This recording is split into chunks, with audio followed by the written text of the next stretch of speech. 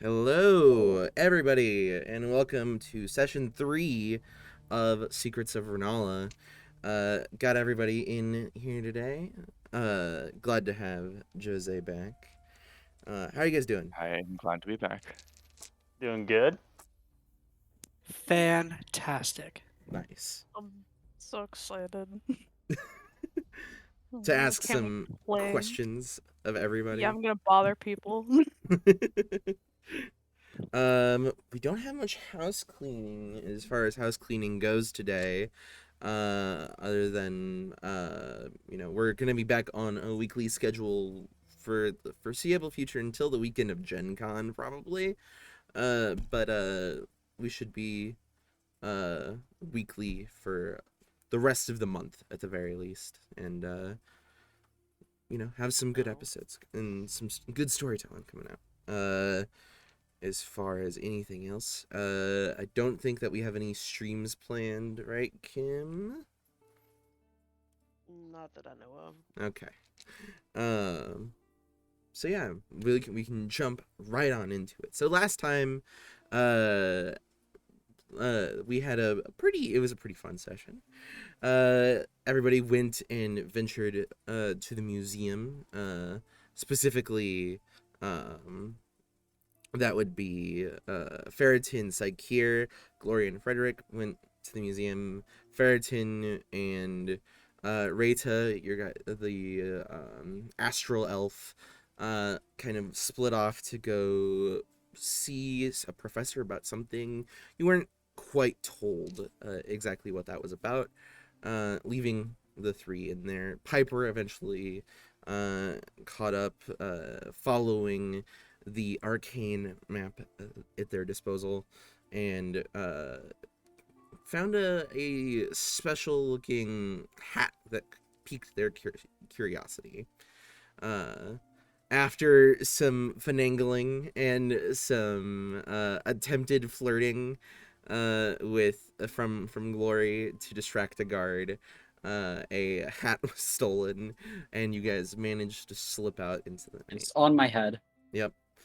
Around the same time, Bronwyn went to go looking for an individual, maybe something in one of the Spire's main teaching buildings, and interacted with some people there, seemingly missing her student ID. While they were all on their way back towards the main part of Moonhold, in the central part of the city, they happened upon what seemed to be either a mugging or some sort of holdup of a shard mind and a couple other individuals, threatening this man, Petro, and you guys stepped in and happened to be able to save him from whatever fate they had in store, killing two of them and capturing one of them in the process, the human that was a bit terrified of you guys after seeing some of the abilities that you had let loose. You guys grabbed some items off of the bodies, and were also given just a small bit of gold and thanks for your service to the city by one of the guards that was passing by, and also given the name of the Unbridled Beauty, an inn that was nearby, that they recommended. But what was Ferritin doing? We'll pick up there as Reta and Ferritin wander off in towards the deeper parts of the spire, and find themselves at a building, a rather well-kept building, fairly large in size, probably about 4 stories or so tall, with this nice kind of steel-colored marble that kind of make up the exterior walls here, very finely carved, so it's a very nice, smooth surface as you both approach. Um, Reta is kind of leading you, maybe like just 2 or 3 feet ahead of Ferritin, just to kind of direct you in a general area. Um, Outside of this building, which has some nice wooden, actually almost pure white wood doors, there is an individual in purple, kind of, they have a purple sash over kind of full armor, um, seemingly some type of guard, and a sword at their side as you guys approach. And they'll just kind of extend their hand out. What's your business inside of Bahir Hall? And Rachel kind of looks at you and then looks up at them. Well, I needed to see one of the professors.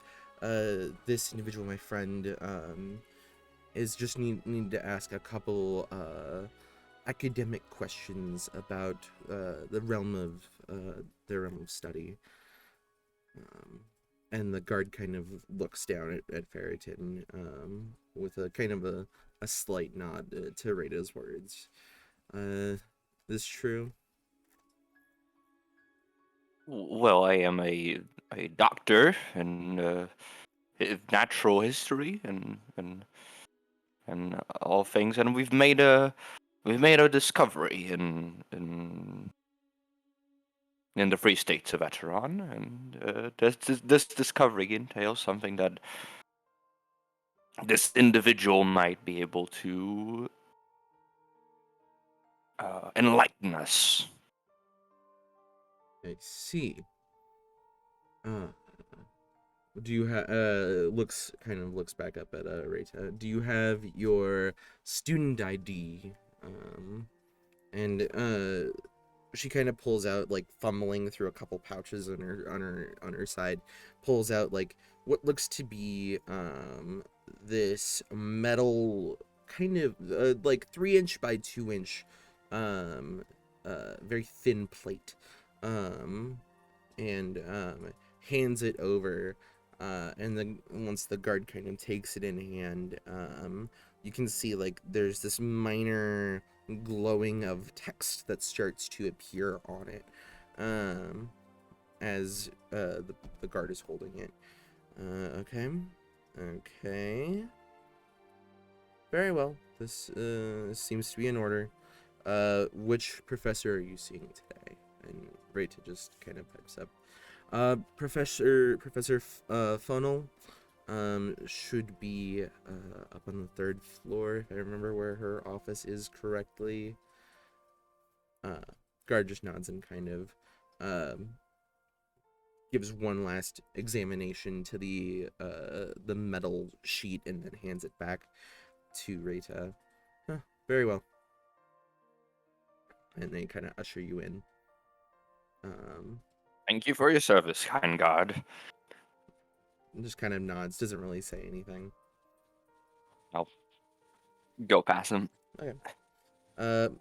Once you enter, you see there is this nice, like, gothic archway that kind of there's a couple different segments of these that kind of go down into this hallway ahead of you, all in kind of different marbles. Actually, it almost seems like each individual marble slab or stone brick was actually taken from somewhere else, so they don't all have the same consistency. It's very eclectic, but also not like displeasing in any way. Okay. It's I was about to. Is it symmetrical? it is symmetrical, but it is like it's symmetrical looking in from the main door, but if you were to look at it from other angles, it would not be symmetrical. See, I'm keeping my eye line to that level then. Okay. as you're kind of walking in, you see there's a couple doors. Not a lot of people moving around in here. You see there's maybe like an office off on the left, like the first left door. There's just kind of a woman, what looks to be a like a rather slender shard mind that is kind of just writing in some books through like kind of it's like the mosaic glass where it's like Mhm. it just kind of slightly obscures the vision on the other side. um and you guys kind of push past that, and then another door on your right, and then there's actually a stairwell that goes up on both the left and the right side, matching that symmetrically.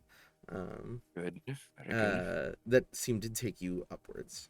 All right. And Rita just kind of just kind of starts walking up one. It's third floor, right? Yep. As you guys are kind of walking up, she just kind of says, so Professor Faunal, I've only had her for Arcane Biology 101. She knows who I am just because, we tend to just intermingle throughout our departments, but I don't know her as well as I might some others, I guess, is what I'm trying And to say. and what was her name again? Sorry. Professor Funnel. Funnel, like Yeah. as in with an F. No, PH. Funnel. Got it. I understand. Yeah. Well, just kind of jots down little notes in a notebook. Like, all right. Well, what should we expect? She's probably gonna ask you a lot of questions about, uh, kind of what you were doing when you found this I see. whole situation as she gestures to your backpack. And the nature of any history that you know of the area, that sort of thing. I'm not entirely certain, but if you have any questions, she might have the answers that you're looking for, as best as I could imagine, at least. I see. Well, at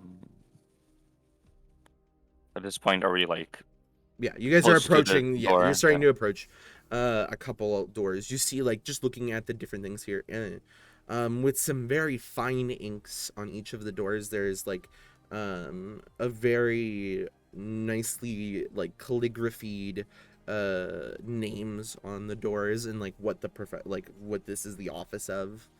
Um, so you see like, oh, this is the professor of transmutation, this is the teacher of evocation, natural magic and conjuration, stuff like that, on these different doors. And then you stop at arcane biology, and Professor Perilous Funnel is the name on the door. Careless. And Rachel just kind of Right. gently knocks, and you hear some like papers shift. One moment. And then after you kind of hear like what sounds like a drawer like sliding, and then the door kind of opens, just a peek at first, and then fully. Oh, Rita, I didn't think that we had a meeting for today. I didn't know you were even back. Good to see you. And Rita's like, oh, sorry, I didn't mean to come in without a meeting set. I had somebody with me from my travels that wanted to meet you and ask you a couple questions with your realm of expertise. Just kind of nods a couple of times and then looks over, kind of past and down, at Ferritin. What you see in front of you is this half elf woman. She's seemingly an astral half elf. So she actually has, instead of kind of that like very dark gray skin. It's more of a lighter gray. And you see in her hair is actually almost the opposite of a normal astral elf, where it is this pure white, with black stars that speckle within it. And normal kind of human looking eyes, and very slightly pointed ears. Um, kind of done up, and her hair is kind of done up into a high ponytail. She's wearing some rather fine linen robes of different, like we'll say, it's mostly blues and maybe some turquoise. Oh, um, I am. My name is Ferritin Lightbrand, Dr. Ferritin Lightbrand. I am a doctor of natural sciences from the city-state of Numenera. As you might assume from my goblinesque traits. Very well. I have heard of the Light brand name, but I am not quite familiar with you personally. But it's a pleasure to meet you, Doctor. And she extends Well, her hand and offers for you know, a shake. just overextend to like shake her hand. Okay. It's a pleasure. Oh, please do come in. She kind of opens the door even more now, allowing you both to step in. It's a nicely kept office, and Good.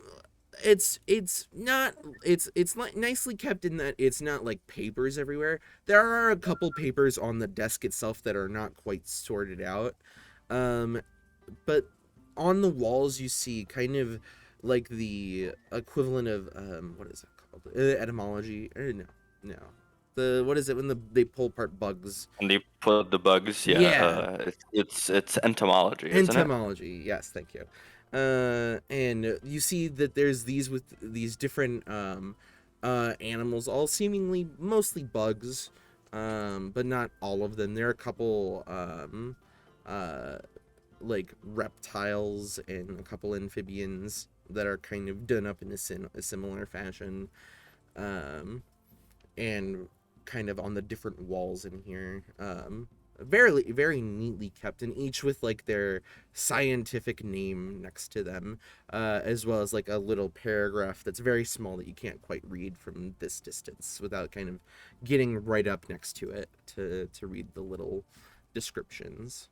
Um, and on the desk itself, you actually see there is um, what you would recognize as a pseudo dragon that is kind of sitting on the edge corner. And there's two chairs on one side and one chair on the other, and she just kind of sits on the other side. All right. Well, Parrot's gonna climb up to one of the chairs, sit down, kind of like have the backpack already like off his back, but not open yet, not quite open yet, just like Okay. leaving it there on the side. Yeah. Because I assume that those chairs are meant for like a normal sized human being. So he Yeah. probably Yeah. has some space left on the Abs- side of the chair to put the bag down. absolutely. Yeah, you totally do. Um, and he's just gonna go like, well, about this discovery we've made in um, Eteron soil. Yes, I'm quite interested. What manner of discovery was this? Is it ancient, something new? I'm quite curious. Well, I am very used to ruins and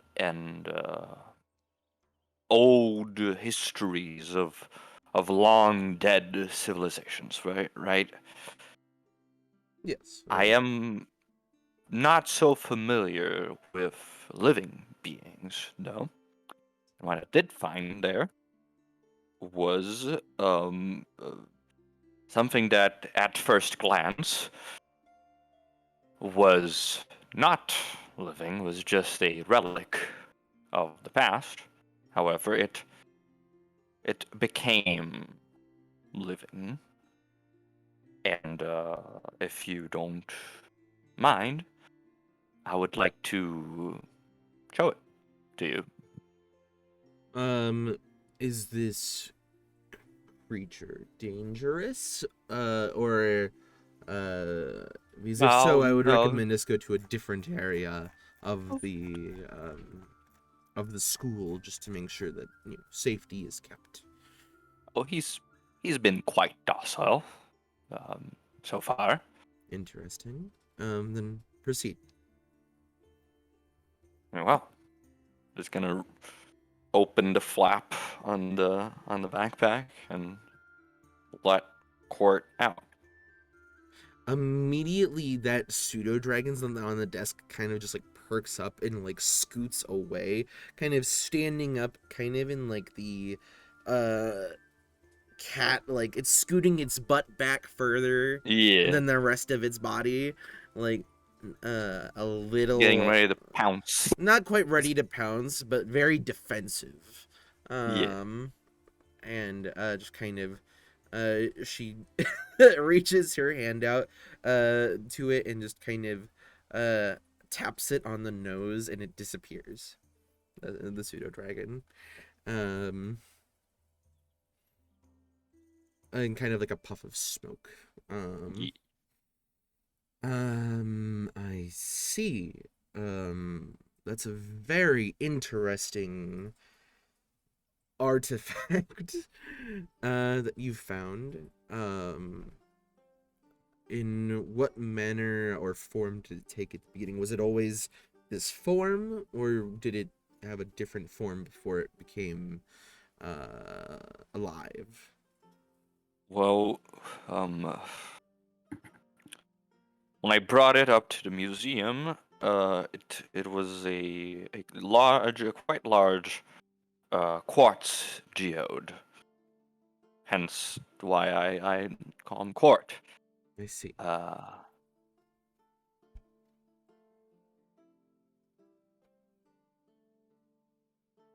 Okay. Well, may I? And she kind of stands up and starts like walking around a little bit just to kind of inspect a little closer. Yes.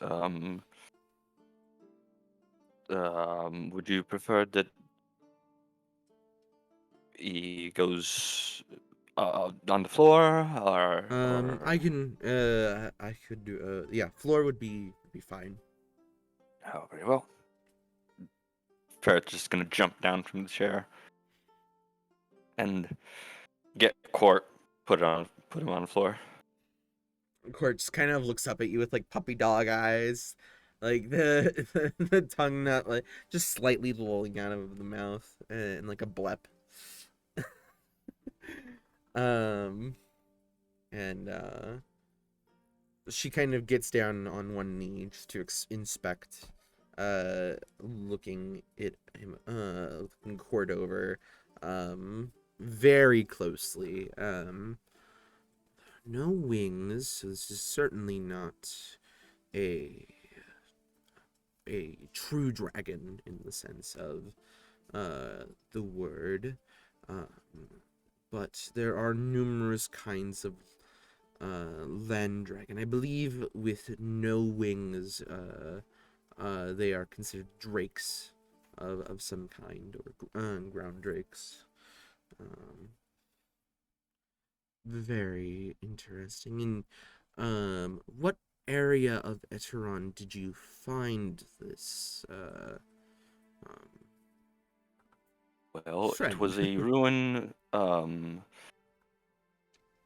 off the north of Numenera, roughly. Couple miles off. Okay. There are several different types of ruins in Eteron. You know, There's old draconic, um, old elder brain. Well, where elder brains used to be. Thankfully, Phil has taken care of that situation. Um, and obviously there are the ruins of Pelin, but this was found in a fairly inconspicuous ruin. Or just Inconspicuous in what manner? Were there buildings that were kind of destroyed nearby? Was it just a cavern with it was just a cavern. Yeah. So the floor. Uh, I was exploring it with a couple of hired hands, and the floor gave in under me, and I found myself in this chamber where it appeared like there was this like sculpture maybe of a dragon that encased this um the chamber itself. interesting? Huh. Well, as far as um the history of dragons go in that area of the world, I am not quite the expert on the history of dragons, but I do know that there was at one point some of I believe it was the emerald profundity um, of Zertren that had a base of operations somewhere on Huron before. Did I just mistakenly say the wrong continent for my own world? I might have. Tanaron. My bad. There might have been some sort of base of operations of the Emerald Profundity somewhere on Tanaron from the ancient Zertran people. Seeing as the Emerald Profundity is one of the larger houses, I could see that as being some potential there, and maybe a den of some kind of theirs. But that is just my speculation. Um, I do not know exactly where the Emerald Profundity's home was during the age in which they explored much of Renala. This could be some manner of ancient dragon or drake that only began to really gestate upon coming to contact with the sunlight, if it ever entered the sunlight. That is how some dragons absorb their energy. So removing it from the premises could have been the catalyst to bring it to life. At least from my experience with dragon biology. Well, it does explain what what court is. It does not explain some other things. I seem to have some sort of connection to court Were you that the I do not understand quite why. Were you the first being that it saw once Court awoke, or gained consciousness for the first time? I believe so, yes. She just kind of chuckles like a little, fairly lightly. I believe he is imprinted upon you.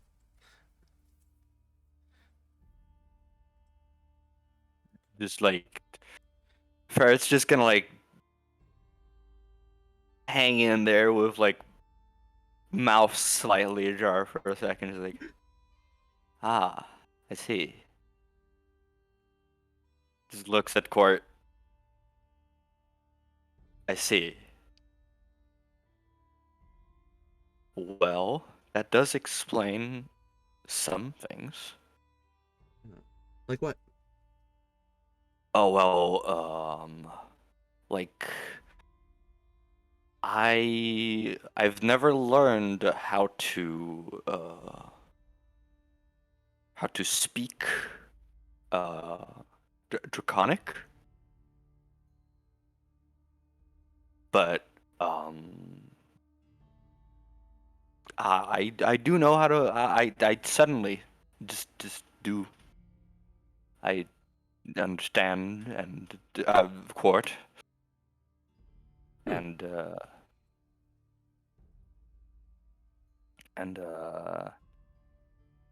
can speak uh you know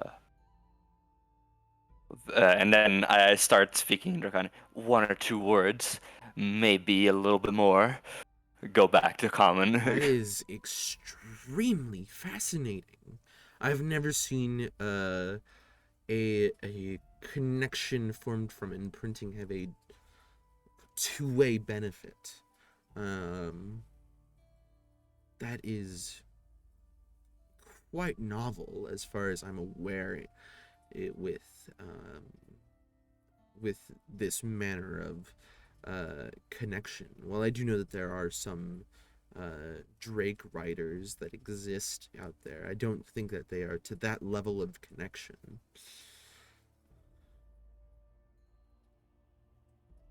Well, there's one other thing as well. Well, while I have been instructed in the ways of certain magics from my late mother, it has always been more of the nature aspect of it. But I have learned a new potential after the port. I think. You've gained new arcane abilities? Well, yes. Uh, it, here, I'm gonna close my eyes, and when I open them again, they're gonna be like they're gonna look like dragon eyes, and I'm gonna Oh, cast Thaumaturgy. very nice. She just kind of like looks. She kind of taken aback like an inch or two, just like startled. That is a manner of arcane practice of which I am not personally privy. Um, I have seen similar with some pact magics before. I don't believe that the Professor Throlak is in today, or else I would ask him to come and investigate for himself. But you've made no deal as far as you are aware. Am I correct? Not that I have been informed of, no. That is And I'm just gonna blink the eyes like there's something like stuck in there, and the eyes are gonna come back to normal. okay. Well, I apologize that I don't have many more answers for you. From a biological standpoint, I have been able to explain. I have explained what I could, unless you have any other immediate questions. I would ask maybe at some point you come back here for examination from some of our other professors. I think that they would be quite curious as to the manner of your connection with this court? Well, I've examined many things in my life. I did not think that I would be the one being examined at some point. That came out wrong a little bit. I understand. Well, I would not be against a further examination.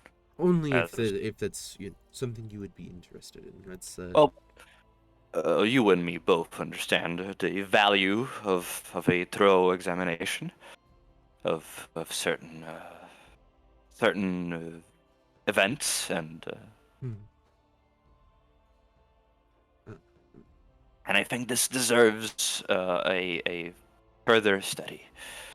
I will ask for a couple of the other teachers to come, a couple of the other professors and general researchers to come and maybe get together sometime within the next week or two, um, and we can discuss any ideas of what this is if you are curious to that extent.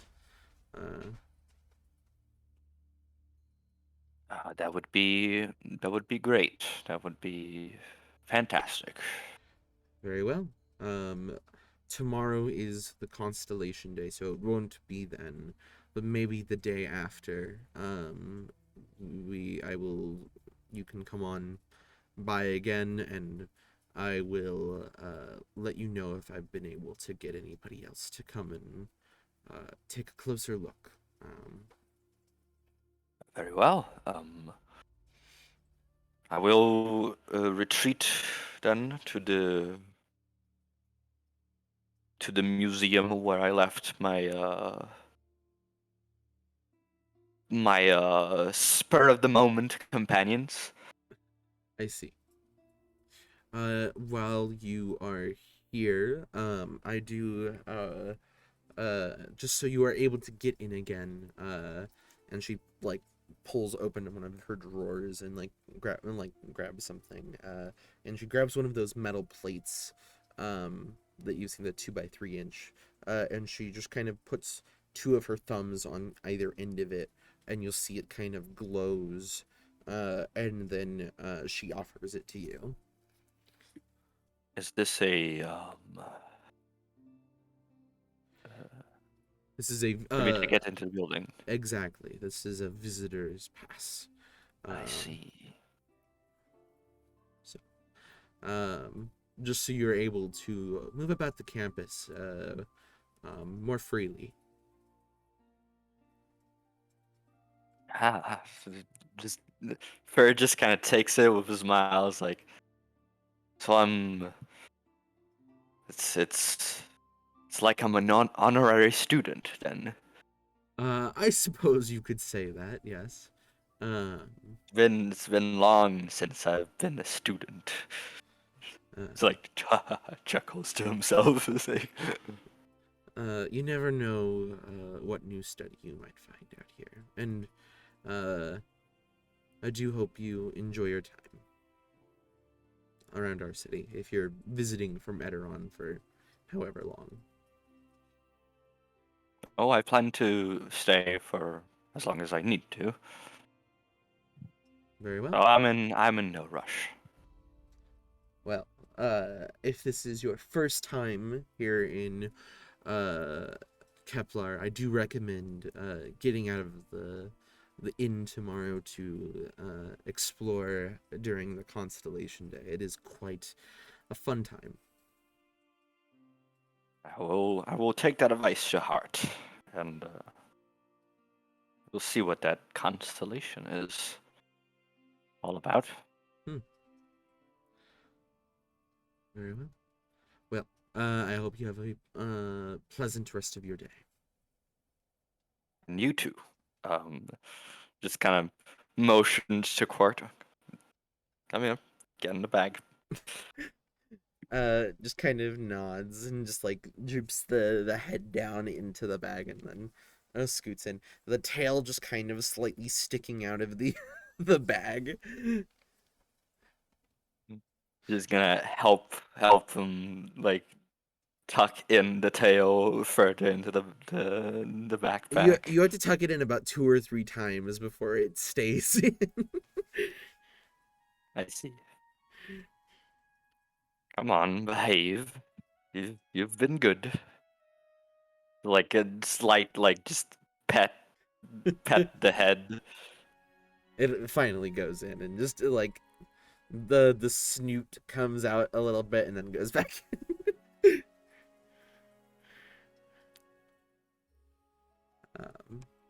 And Narita just kind of nods, just not like she's just mainly been watching as this has been happening for the most part. Yeah. But she'll kind of stand and walk over to the door and then exit out and kind of wait for you in the hallway. I will. Well, it was a pleasure to meet you. And hopefully we will meet again for further study. But now I will retreat. Just kind of gives like a nod She and nods goes out. away. Rita just says, it was good to see you again, Professor Flannel. And you hear her say, it was good to see you as well, Rita. And you guys start walking down. You guys did have to walk a ways to get up to the administrative building, which is what this is. It's fairly near the top of the spire itself, which is that inverted kind of cone shape, or the inverted kind of inverted whirlpool almost of a exponentially gets more inclined. So this is gonna take you probably like another hour or so walking down back towards the museum, just because you're trying not to trip. It's fairly vertical. Yeah. It's a lot of stairs. We're very high inclined ramps, and as you're kind of walking down, Rachel just kind of looks over. Well, I do have to go present my findings to my professor fairly soon. I might head back to my dorm just to get my things packed away. If you and your crew need a place to stay, I would recommend the Unbridled Beauty. It's just at the base of the spire. Fairly inexpensive and quite nice. And if you'd like, I can come by to see you either tonight or in the morning.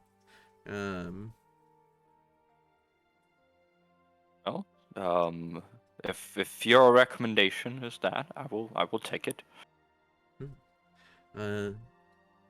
Okay. Well, I should get unpacked. I don't want to lose this bad boy again. And she pats Yes. the disc that's kind of bulging out of her bag.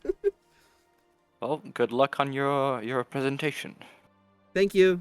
And she just kind of waves and starts kind of diverting off of your path a bit as you start to make it closer to the museum part of the campus.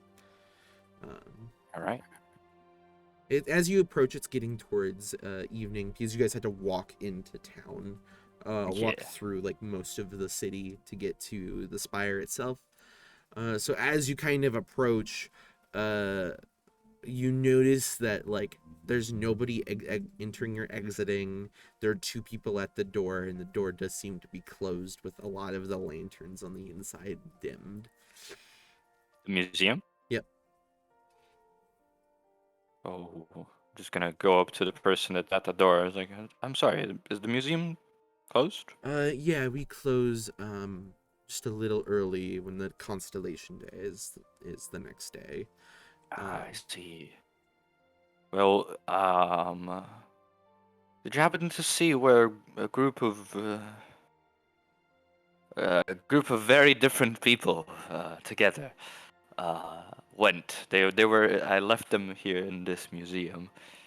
I would very much like to know Does one of where they them are now. go around claiming that they're Piper Blackwood or whatever, one of the Blackwoods, by chance?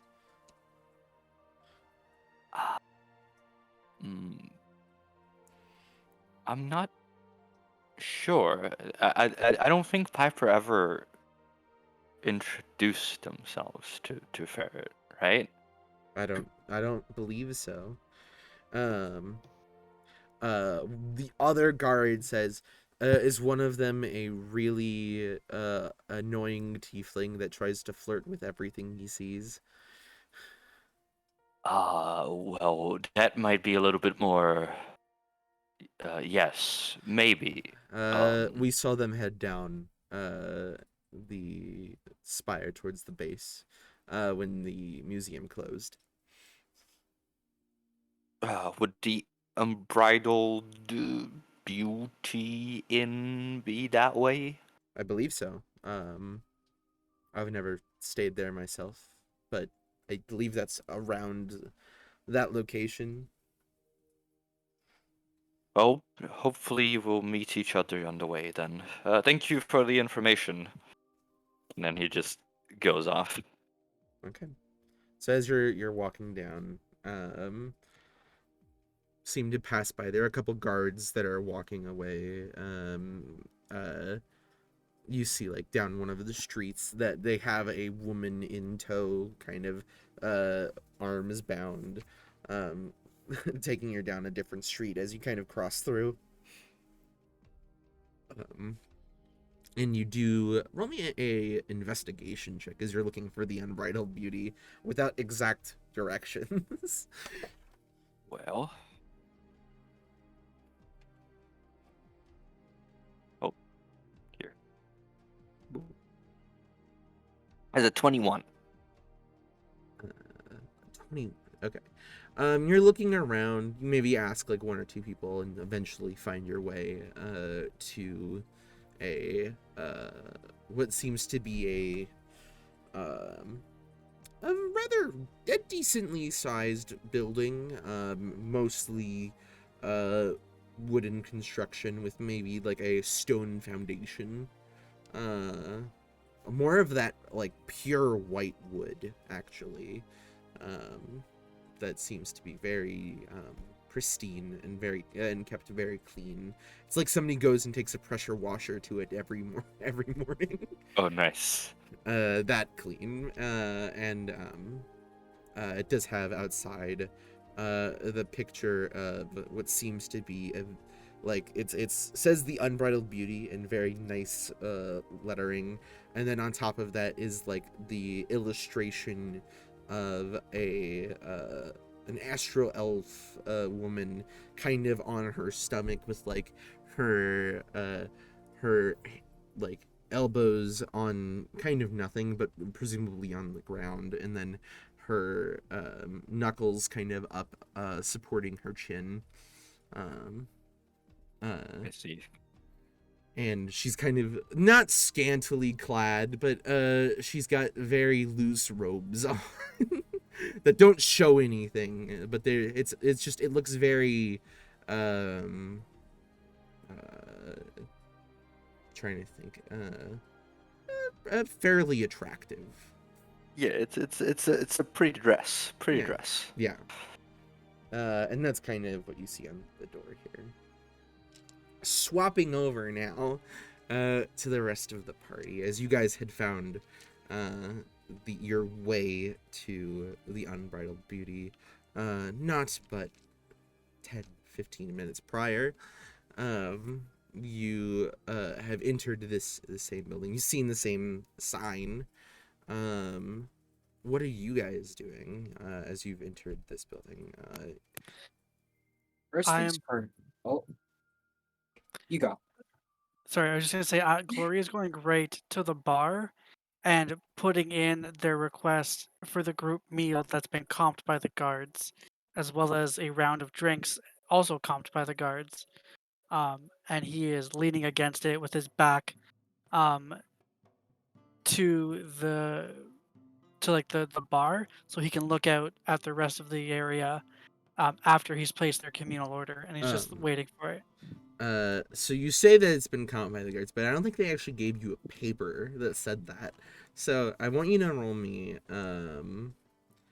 Because I think they did say that, but they did not. They did. I give- have it noted. Yeah, The I know, guard- I know, but so you have to roll me a persuasion check as you were talking to this totally. human guy that's behind this bar. He's got this very clean cut kind of beard and mustache that like go up and connect with a fairly short hair that he's got, and like a It's the mustache twirly. no, it's more thin than that. I roll a 14. I see. So I'm to bill the city for this. Correct. For what reason are they giving you this? Services rendered for protecting an attempted kidnap victim in the alleyway earlier this evening, and for helping the guards catch the perpetrators. I see. It's a rather odd circumstance, but I suppose. Very well. He seems very reluctant, but he nods. And how many rooms are you needing? Well, I'll take one for me. The rooms were not part of the arrangement, just the meal. Ah, I see. Yes. I see. Any just kind of marks down some different like various food orders, and goes and sticks them up on one of the like the spinny order things that most restaurants have. It's got one of those. Yeah. See, Nice. what I was planning to do is rendered moot because I didn't think the bartender would also give rooms. I figured there would be two separate people for that. It I does will seem slip to be him. one individual. I will slip him 1 gold piece as thanks for getting the food and drinks. And I'll also ask him how much a room is for myself, because Glory's not sharing with anybody. I'd probably also be at the bar then. Okay. I probably would have walked up with Glory. So just to describe the tavern, so you get a general layout of this. The tavern is probably about 12 the bar side is about 12 stools that could sit up against the bar. With Pretty big. Yeah, it's fairly large. With maybe 5 or 6 booths in here, and then another 5 or 6 tables. There's only one guy behind the bar. Dude must be overworked. It's not a very busy moment, it seems, because it is like it's fairly quiet. You guys are coming in a little later into the evening, and not a lot of people are drinking today for some reason. You're not quite sure. And there's maybe a total in here about a dozen people, and you do see there is a barmaid that is kind of going in and out every so often, seemingly the same woman that is on the marker out front. Very nice, elegantly kept astral elf. And you see like on this left side of the bar there's this large staircase that goes up onto another floor. The building itself is actually 3 floors. So there seem to be 2 more floors above the current floor that you guys are on. And so that's just to give you some perspective of where you're at. Okay, so your food has been put in and ordered. And you said you wanted a room as well. Yes, that is correct. Are you looking for a suite or something more relaxed, or something more a little cheaper? Well, how much is the suite? The suite there are 3 suites. Two. Okay. He just kind of looks at a paper that he has written behind the desk. Well, we do have one open. It is our largest suite, and it is currently 5 gold pieces a night. And what about something more relaxed? It's really just for me. Just for you. So- Well, we do have a room with a single full bed. The breakfast is included for tomorrow morning, and that is roughly that would be 5 silver a night. Okay. I will slide him 1 gold piece to get my room for 2 nights. And I will thank him. Very well. I will have your food out to you as soon as possible. Much obliged. And Gloria's going to give him like a little nod. And probably has been more courteous to this person than anyone he's spoken to so far. And then he will leave the bar and go to the nearest empty table and sit down and kick his feet up on the table. Okay. Piper also came to the bar. Was there anybody else that was also like went up to the bar when you guys entered? Since Gloria already like talked through the stuff, Piper's just gonna get a drink, whatever drinks offered for free. If we're getting, I assume we're getting food and Yeah. a drink, right? Yeah, yeah. So I'll just get. I imagine I'd get my drink early. Here's some house ale. Yeah. Just yeah. Yep. They're gonna just stay at the bar and sip on that, just observing. It's like here will probably also go to the bar, but he's not gonna order anything. He's just gonna like tap the counter so that Loyalty jumps down and sits down on it, and he's just gonna like rest his head in his arms. Oh, Didn't- okay. Didn't we come in with the guy? Yeah, Pietro is with you. Is there like a booth we can go to? Yeah, absolutely. Alright, let's make our way to a secluded booth. You go to like a corner booth, one of the. Probably where there's less people to hear about kidnappings, you know. Okay, yeah, May upset some patrons. yeah. You can find like a corner booth. Total in here right now, there's like 12 people, so that's like not quite a lot. Mostly in groups of like there's maybe 2 people that are on their own at like on different parts of the bar. One group of 3, sorry, it'd be 2 groups of 3, and then 2 groups of 2 as well, just at different tables. But you're able to find the largest booth that seems to be unoccupied currently. And there's at least like a 1 table buffer around you. Mm-hmm.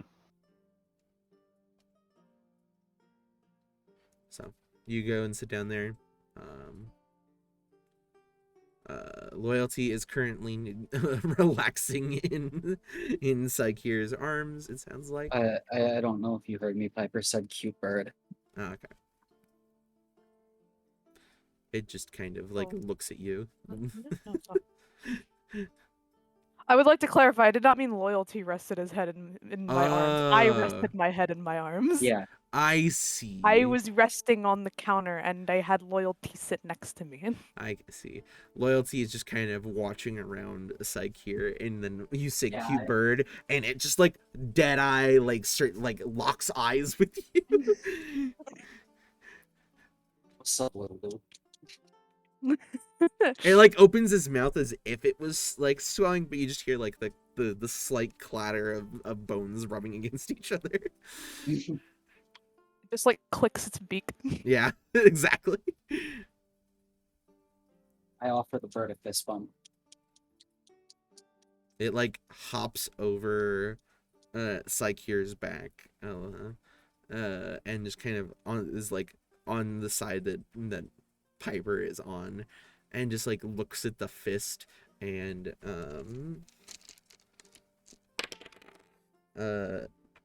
tries to peck you but fails. Probably laugh at that. It rolled a 5 against your AC. Yeah, I think my AC is like 16. Doing so. his best. He's doing. It's his just best. like the beak comes out and tries to like clamp down on like part of the fist. It's like clamps down on the glove so I don't feel anything. Yeah, it doesn't have the pressure. Yeah, they'd probably laugh at that. They think it's kind of funny. And then after It's a like- moment, they pull back, give you another glare, and hop over to next to Sakir again.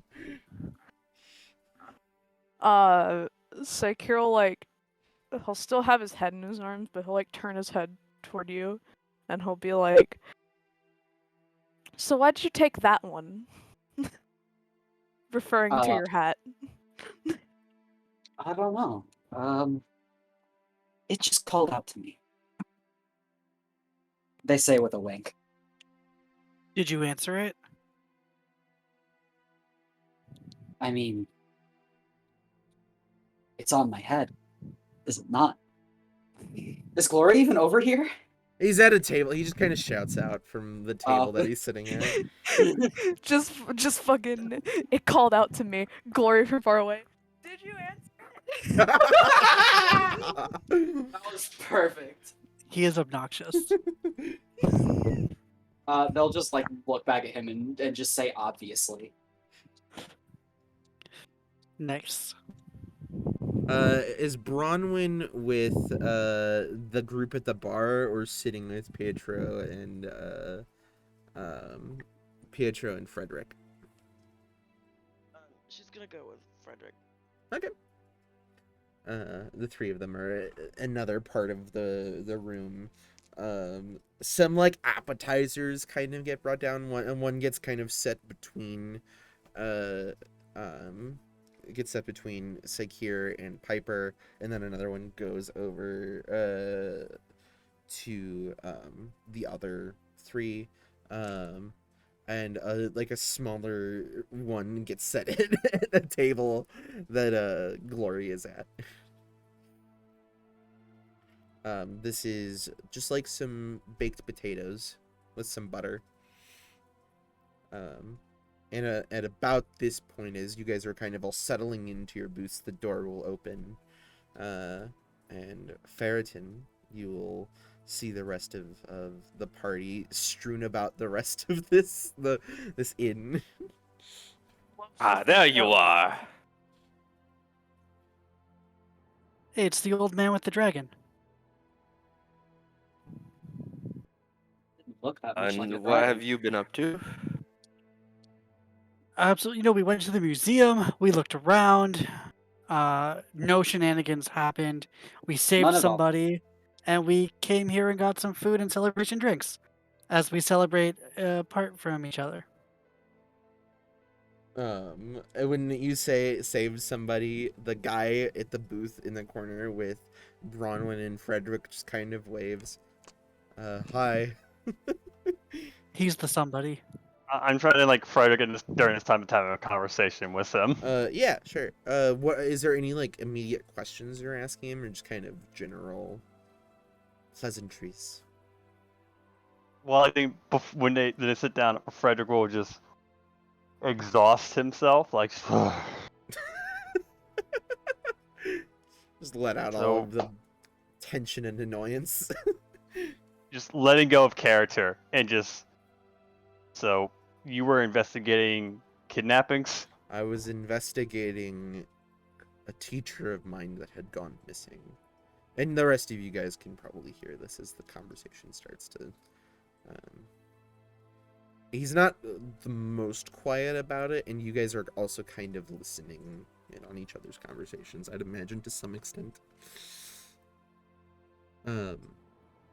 Yeah, a professor of mine, he went missing a bit, shortly after, the school, the Spire, removed him from, his, tenure. And I did not want him to just go missing, even if he is no longer a professor at, the Spire. Mm-hmm.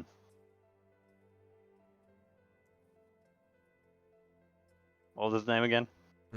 His name is Dr. Hicks. Gonna write that down. Why did he lose his tenure? Well, he's he was investigating some of the different ruins around Marin, and seemed to, in the opinions of some of the other teachers, not my own, gone a little crazy trying to find ancient magic. I think he just was very determined. Ancient magic, you say? And Glory slides himself over and sits down at the booth. Listening to the conversation, Piper would have probably also Okay. gone over because they did hear something that piqued their interest. Like Kira will He's- slowly sit up and get out his book. So he disappeared. This I haven't seen him, and nobody's heard from him that knows him. And is this sometime. have What these disappearances been a trend? Not that the guard have been able to find any regularity in. It's as far as I'm aware. Out of character, we did overhear people talking about more disappearances, didn't we? Yes, you did. Yeah. So that Hmm. just making sure I remembered right. Actually, no, you didn't hear I that. didn't. Okay, then never mind. Bronwyn heard that. I That's what that was. I wouldn't know that, but still Yeah, asking yeah, if it's a trend. Yeah, Bronwyn heard that. As I said before. Does Ferritin also come in and join as you've kind of... I think it's still a reasonable question to ask. Yeah. Yeah, Farrison's just gonna hang around close by. Okay. Some food starts getting brought out to you guys slowly, as this conversation progresses. Yeah, he was investigating. There are a couple different ruins on Marin that have not been explored quite to their fullest, for various reasons. The kingdom or civilization that once inhabited Marin before the planar alignment, at least, was quite adept in skill with magic, and so many people going and searching through ruins do not come back because of ancient traps or other manner of arcane defense.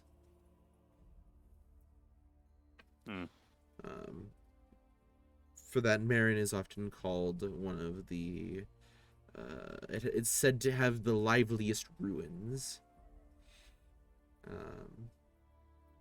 and the most dangerous. Well, that sounds like fun. We should check it out. Just Well- about to say the same thing. Well, let's not get. How would multiple people in a city go missing? Are they all adventurer types, or No, they're all shard mines. That is what's been missing. Same as the same as the person we fought back in that alley, right? Mm-hmm. He was the individual that was threatening me. so? Just our victims are all shard mines. As far as I'm aware. Interesting. Is there anything particular about shard mines that they would? I mean, shard Want? mines are adept with psionic capabilities. They've got many innate powers. By the manner of their existence is very energized people. I don't quite know the mechanics of their unique biology. Is there any way we can get more details? Does the museum have information on them, or would it just be best to talk to one? Well, I I mean, have just been at the university at Spire? Maybe one of the professors there have more information. Yeah, I mean, that's entirely possible. None of, a lot of the teachers that I've gone and talked to, have not been, very sure about what's going on out here, and so that's why there are more guards that you might see around in the Spire, quarter than, normal. I guarantee you there's not a lot of guards in there. There's more than there normally is, because for a long time, Kepler has been considered one of the safer places to be in Renala. So Just stares at Piper. Uh-huh. What? What? Why are you looking at me like that? I'm sorry, I just saw a drink and I thought it was mine. some more drinks get brought out to you guys. Wonderful. And Glory picks up another drink and starts to drink it. Piper's just kind of glaring at Frederick after that comment. Hmm. They Look. don't quite believe him. Look, we're all friends here. Let's just I have don't a know good you. meal. Shh. Let's just have a good meal. And then tomorrow we can do the thing and we could go look at these ruins. What's the problem, guys? You won't be able to make it there in a single day. Shh. Okay. Shh. Just kind of shrinks back in and he Fine. just holds his ale. We'll figure it out. It's okay. Where are But- these ruins exactly? There are Here. They will pull out their map and like open it Okay. and slide it over to him. Very well. Well, I can show off our map for the first time. So as you pull out the map, let me swap over to our Marin map. Okay. And just kind of starts perusing over it, fairly in depth. Well, if you were to take, Could I ask, do I notice any certain points on the map glowing for him? for him, Yes. Now that it's in his possession. so you've just reattuned it to be the whole island, right? Yeah. Okay. So, on the map specifically, no, there's nothing that comes up for him. It could be, there could be numerous reasons behind them. You're not quite sure. Well, if you follow, the, road through the Cerulus River Valley, over the greater Cerulus, and then towards Plutani, and instead move north, past the Citadel Exalo, around Lunark's Garden. There are some ruins there. That would be probably one of the ones that I have heard the most about, mostly because it is said to still have ancient magical automata that still roam the halls there, killing adventurers and historians that have tried to go inside of it. Huh. These Well, let's these go there. automaton are they like warforged? No. As far as I'm aware, these are much older, and a little bit more simpler as far as their mental capability goes. This is something that I'm personally a bit more knowledgeable about, as I work in the field of arcane technology, from the Spire. I'm one of the graduate students there for arcane technology. How are they maintained? As far as I am aware, it is more as if they have been built to last for millennia. They're that. For Send you a DM, Zoe. Okay. for a machine such as that to last millennia. I mean, I don't know. It just sounds hard to believe. I wonder There, if that magic could be applied to non-machines. I'm not sure. It's hard to be certain without knowing the exact methods in which that they were enchanted and given those properties at If we their were to get one creation. and study it, maybe. I mean, quite a few of you are the academic type, right?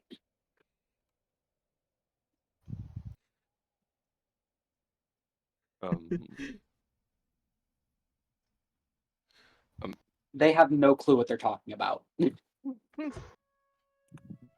That's why they're asking. You know, I agree. I think we should try to get one to study. like See? He knows what I'm the talking about. one, the automaton. Yes. Well, would be quite difficult to get one in working condition if they are so hostile to intruders. Not if we dismantle the parts that are actively attacking us, but leave the core intact.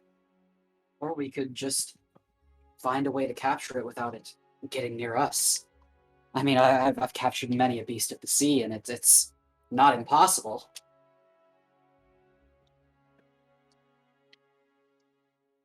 I would just be very cautious about it. The automaton generally are, well, their pain threshold is non-existent. You cannot knock it out as you would a normal biological being.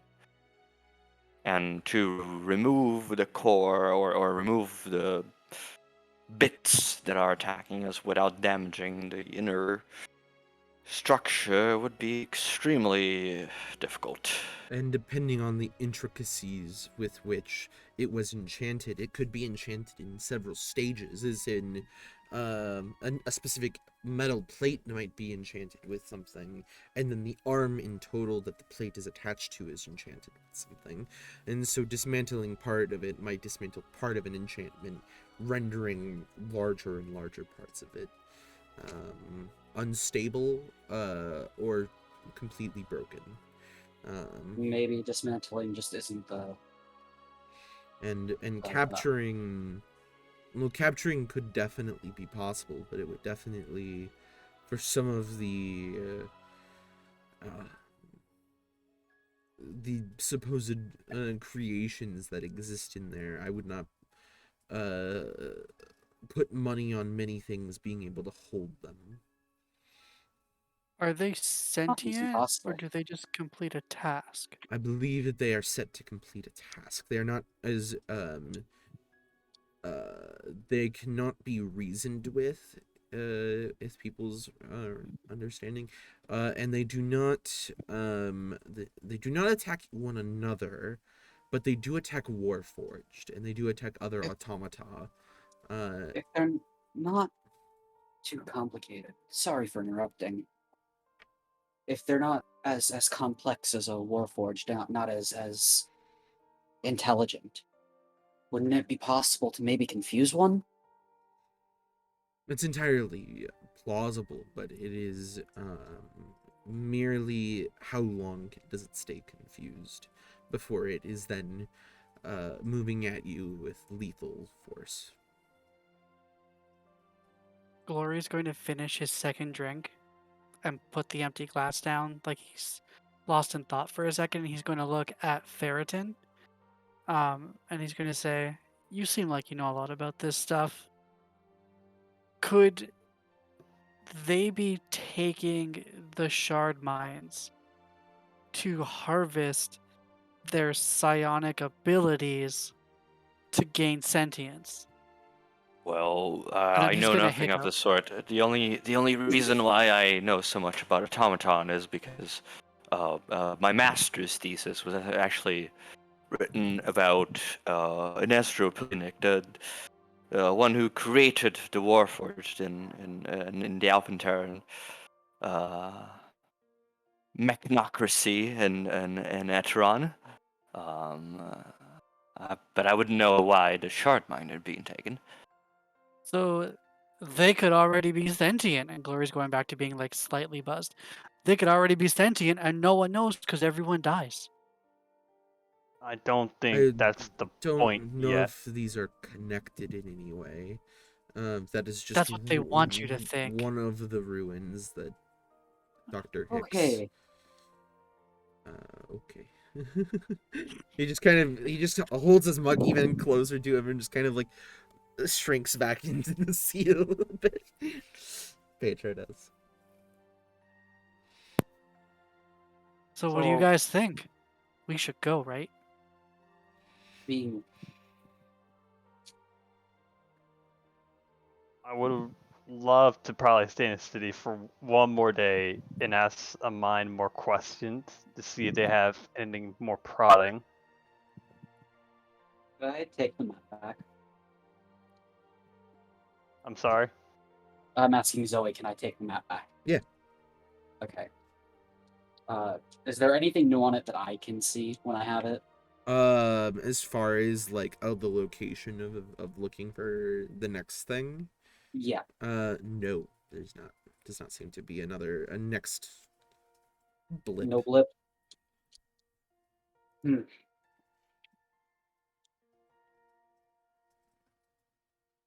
But it hasn't always given you a blip.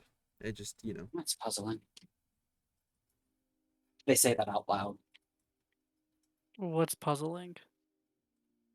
Don't worry. And they'll very quickly roll the map back up and put it back in its container.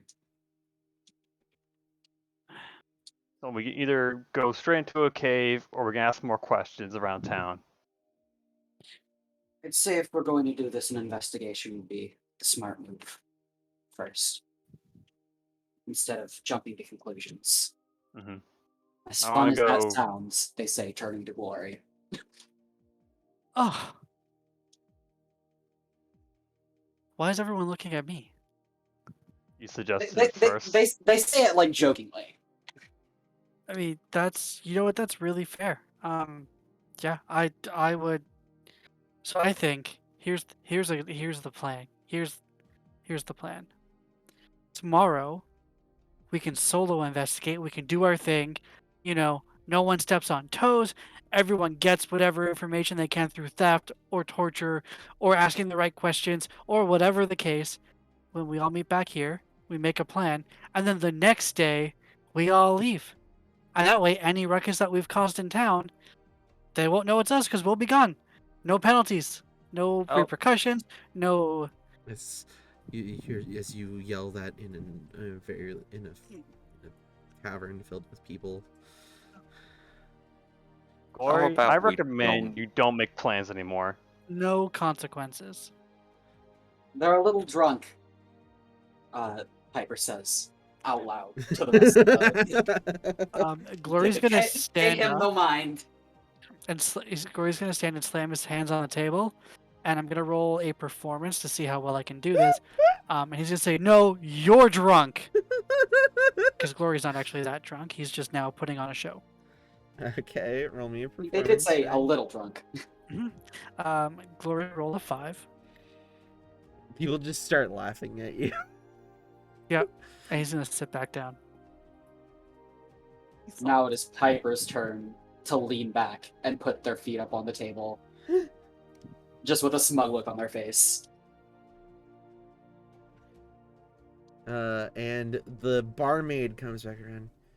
I'm sorry, but if your friend is drunk, could you just keep him from causing too much of a ruckus? Not a problem, madam. Thank you. And she just kind of sets down the last of your guys' food and moves off. A couple more people have come in at this point, filling up some other tables.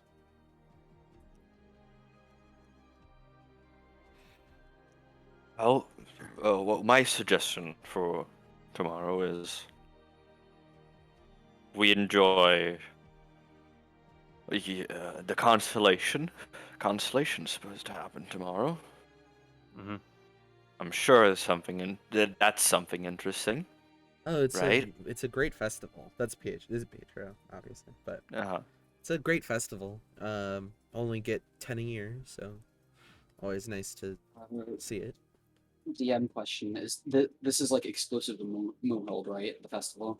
Yeah, everybody has like a birthday which is held like, of a certain day in a certain constellation.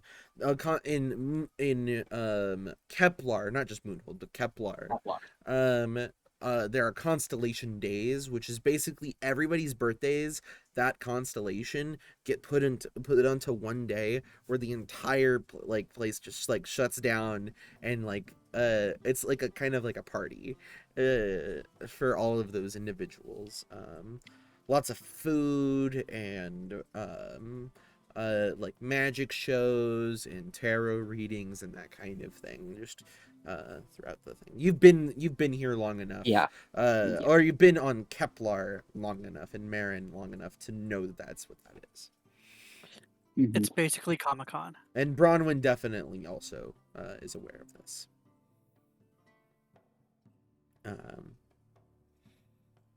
Yeah, I believe, yeah, tomorrow should be a fairly pleasant day. Did what Mhm. happen while I was in Stratum? Then. Yeah, one of them would have happened while you were in Stratum. Okay. Wait, so Kira's gonna walk up to the table now and just be like, I have no idea what you all will decide about tomorrow, but I'm content with whatever.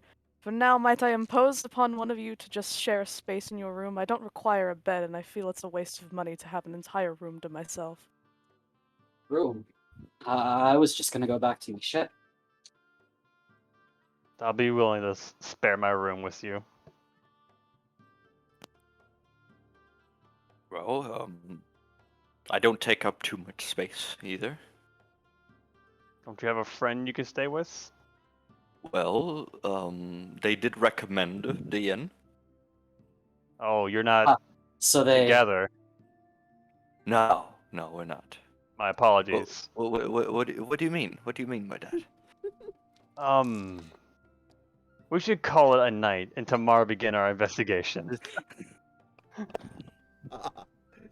Piper just like busts out laughing. Pietro just kind of Oh. chuckles a bit too. Frederick, you must feel so embarrassed. You thought they were sharing a bed and they're not. And Glory starts laughing and gets up and just leaves.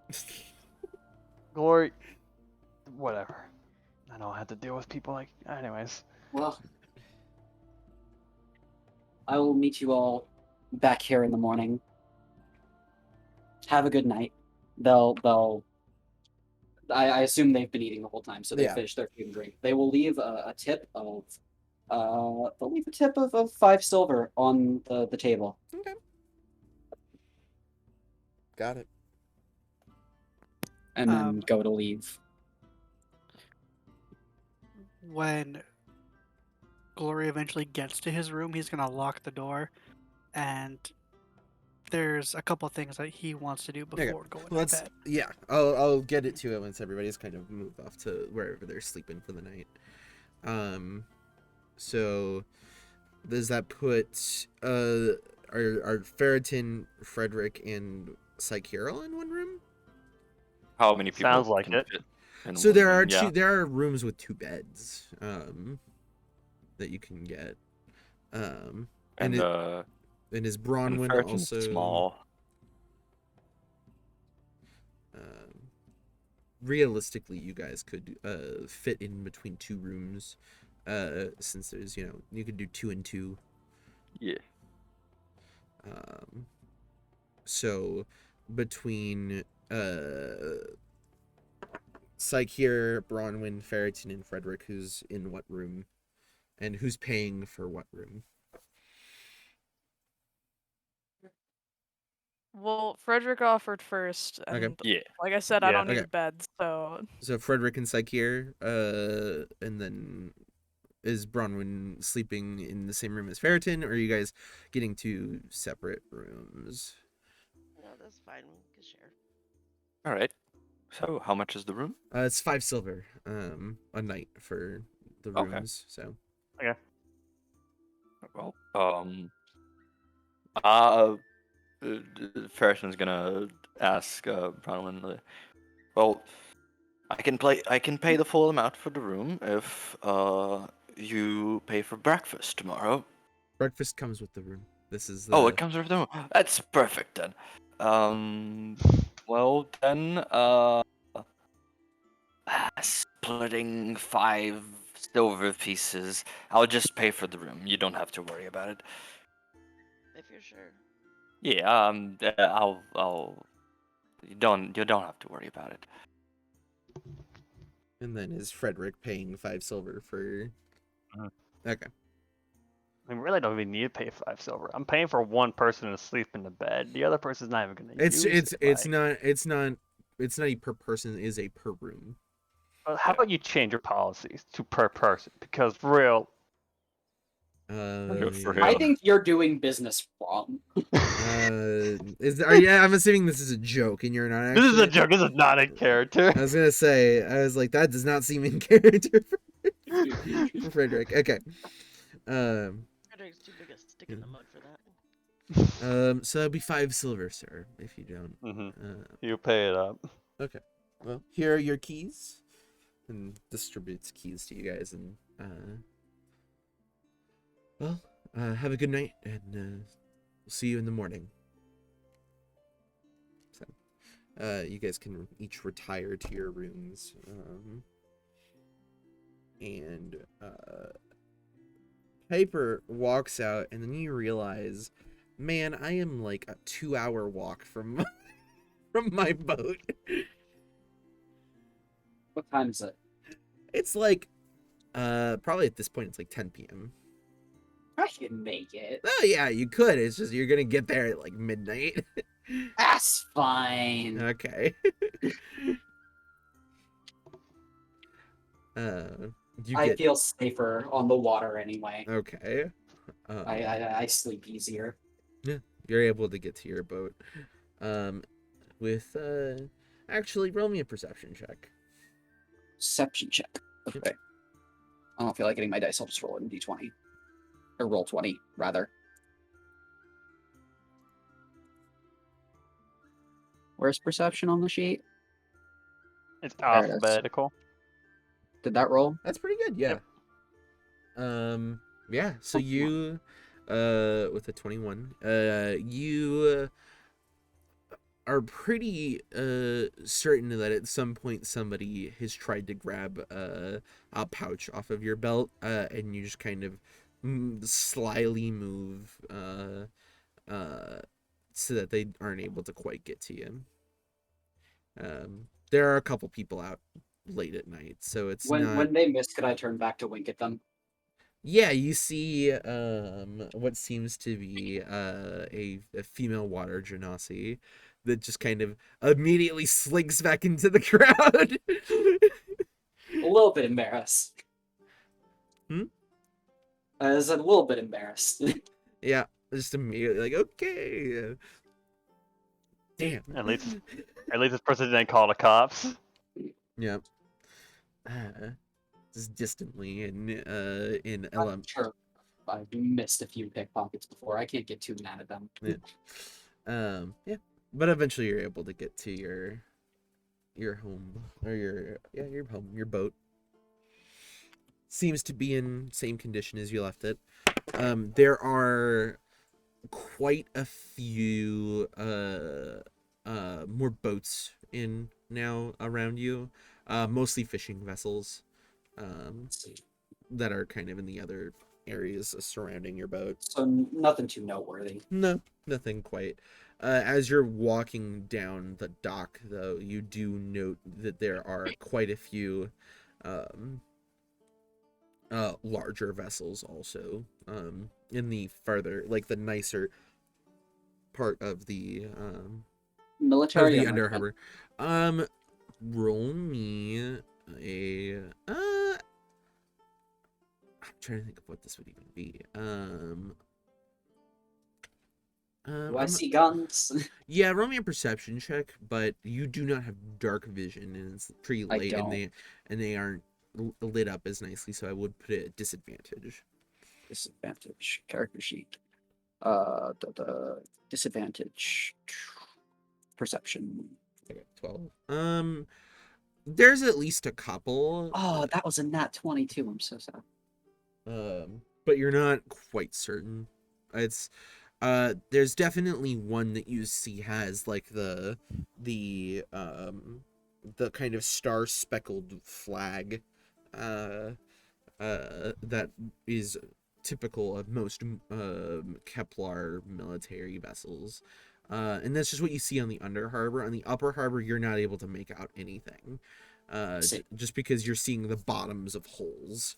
Yeah. And you do, unless you take the lift or stairwell up to the top, you're not going to see any of them. Yeah, that's fair.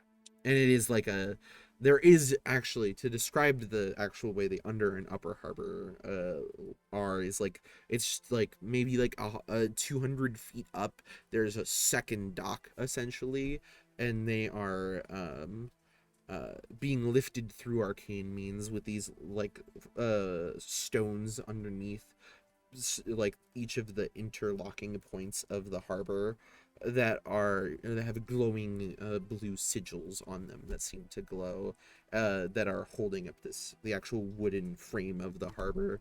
And then there is some sort of artificed lift of some kind that seems to be able to move a fairly large platform up and down from the Upper to Under Harbor, and there are a couple of those that connect to it throughout the area. Let's see. I'll keep that in mind for later. And there is also a stairwell, but it's like what, 20 It's flights 200 of stairs. feet. Yeah, you'll feel your calves in afterwards. If you ever want to get some cardio. Yeah. But yeah, you're able to bed down in your ship. Cool. Anything you're doing before bed? I'll just note. I'd probably sit at my desk for like 20 minutes and note down everything like notable that happened today. Okay. This is like specifically the hat and how I don't know where I'm going next, and I don't know the importance of it yet. Okay. I'm actually gonna write a journal. I'll send it to you later. So Gotcha. Perfect. I know we'll go with Glory next, but was there anybody else that was doing something before bed in your rooms? No. I don't think so. Was Frederick doing something? I just heard Yeah. Frederick was gonna get his prayer book out and do the same thing that Piper is doing, is writing down the events of the day. Okay. And the people and like the details, writing it all in probably in a little bit of a celestial. different context. Yeah. But yeah, noted. Is Psyche here doing anything? Nah, he's already written everything down. Gotcha. Okay. So he Yeah, I don't keep my book on me. It's in my Gotcha. ship. So. he's probably just getting comfy in a seat and just like thinking. Gotcha. So Glory, what's Glory doing? Glory is doing two things. First, he will take off his various adventuring gear, and he's gonna kneel down and he's gonna hold his sword that he uses, and he is going to try and just reach out, and he's gonna spend a minute praying and just trying to seek guidance as what he should do next. Okay. We're gonna need to go to the DM discussions channel. Okay. So Nerds. Do you want to do that now, or do you want to do it during the break? no, we're gonna do that now because this is Okay. yeah. We'll be back, guys. Okay. We'll be back. So give me one moment while I switch us to our one-on-one Oh, that's cool. I didn't know that was a thing that you had set up for this. Yeah. So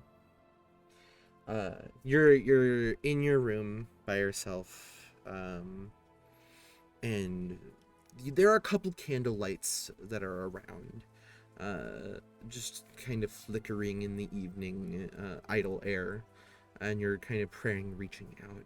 Is there anything in particular that you're doing? Yeah, I'm going to run my hand along the edge of the blade, but specifically the hand that I guess Glory always uses for this ritual, where he's going to cut his hand on it and feed some of his own blood to the blade. As you do that, the flames of the candles that flicker and kind of leave a little bit of a shadow on the wall, the color turns from like the kind of orangish warm color to a much deeper red. And in the shadow of that flickering flame, you see kind of the silhouette of a dragon's head, kind of instilled there into the wood, kind of just the shadows taking the form, as it like the area where the eye is seems to be kind of open and looking. You're not, you can't see quite where it's looking at, but it does, you're pretty sure it's looking at you. Um,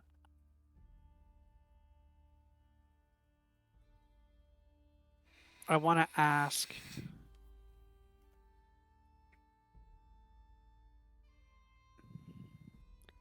what do you seek from me with this group? I seek, in this like deep kind of gravelly voice, I seek discovery of what was lost. Okay.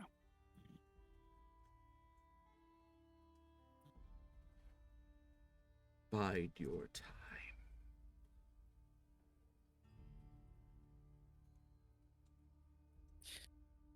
I will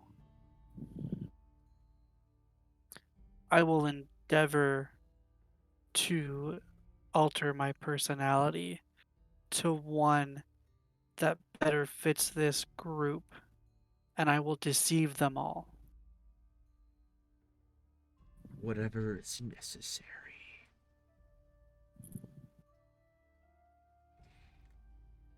This path has a future. More than others.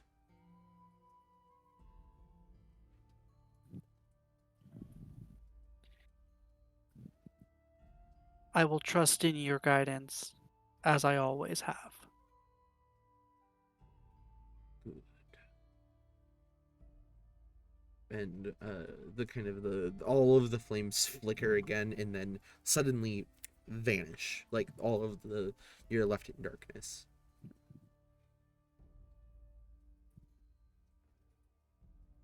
Okay. The other thing I'd like to do, just as I like come down from this moment and just like relax before bed, um, you said that I picked up a very ornate looking dagger. Mhm. I would like to try to attempt to attune to it to learn if it's magical or not. uh, After spending, I think it's what, an hour to try It's to an hour, attune, yeah. you do not make any such connection. Okay, cool. So it's just a pretty looking dagger. It is a pretty looking dagger. All right, cool. That's fine. I can use that still. Cool. I think that's it. While you're kind of finally sitting down and like you're finishing, like I imagine you're kind of relaxing and you've tried to attune to this, and maybe like, I don't think you have any pajamas of any kind, but you're, I'd imagine, washing up a little bit. You're kind of feeling around your upper arms near where the wing connects, and you feel something kind of, you touch something there that doesn't feel like the normal texture of your skin. Um, And you just kind am of, I able to like crane my head and try and yeah, see what it yeah, is? you're able to kind of feel it, and then kind of peek at it, and you see a blue scale. A couple blue scales that have kind of formed there. That's new. I'm just going to smile. And I'm going to whisper into the darkness, I will be your champion.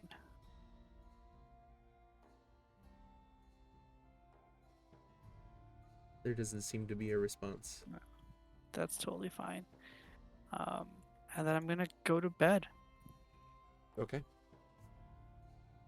We can go and rejoin the others. Okay. How's Mom someone just talking? flew in Okay. my face. Okay, I'll shut up. Yep. Oh, hi. We were completely off topic. It happens. So the morning comes. It's a rather bright and actually most of you not like woken up to the point of like annoyance or anything, and it's not quite like not really loud, but you all hear distant kind of jeering and cheering and distant musical instruments that are playing in the street. Seems to be a very lively and bright morning here in Moonhold. Even aboard your ship, Piper, you can definitely hear this as many people are kind of fairly loud, not on the dock, but like on the street that connects to the dock. So it's maybe a little louder for you because you don't have quite as many walls. The long rest is 6 hours, right? Yeah. And I would have gotten back at like 12-ish. Yeah. So Piper would have been up like right at the end of the long rest. Okay. It's So there's still some amount of okay. I didn't know if it was that early that things were happening. it's not quite as loud, but you can definitely hear people murmuring and some very Well, they're probably faint on the deck of instruments their playing. ship. So. Yeah, you see what seems to be carts that have been rolled out onto the street, people selling all manner of food and drink and like party favors, like different, like you see people that have like firecrackers that are like throwing them at the ground. There are you see maybe like you recognize it because you were on the campus yesterday, a couple people in very clearly from the spire that are doing some like different like thaumaturgy, like different kind of magical effects in the air, amazing some kids. That's cool. And like just all manner of different persons enjoying time. Some tents that have been set up with seating that seems to be like areas for people to sit and eat their food and relax. And yeah, it's a party. Even as you start, I'm assuming, are you walking back towards the Unbridled Beauty? Yeah. I probably left the hat in my ship, by the way. Gotcha. As you I are have my normal hat back on. Gotcha. As you're walking that way, you just see more and more of this. At one point, actually having to stop for maybe like 10-15 minutes as a small parade passes by of different individuals in different costumes, and you see this group of people that are like there are people that are essentially offering food to any of the maybe not as well off individuals here, people in you don't no, you don't recognize the robes, but these kind of nice white robes offering people free food that are um actually, now that I point that out, you actually, since you've been here, you do not think you've seen anybody that was completely, homeless. Like there's not See, there's not been any individuals, on like on the sides of streets kind of asking for money. It is actually very different from most places. Even Stratum does have a couple of those. There's none of that here. very interesting. You're not quite sure if that's like a good thing or a bad I'm gonna thing, take a mental note of that. but yeah, that's something that you notice for sure. As you finally make it, the rest of you guys, as you are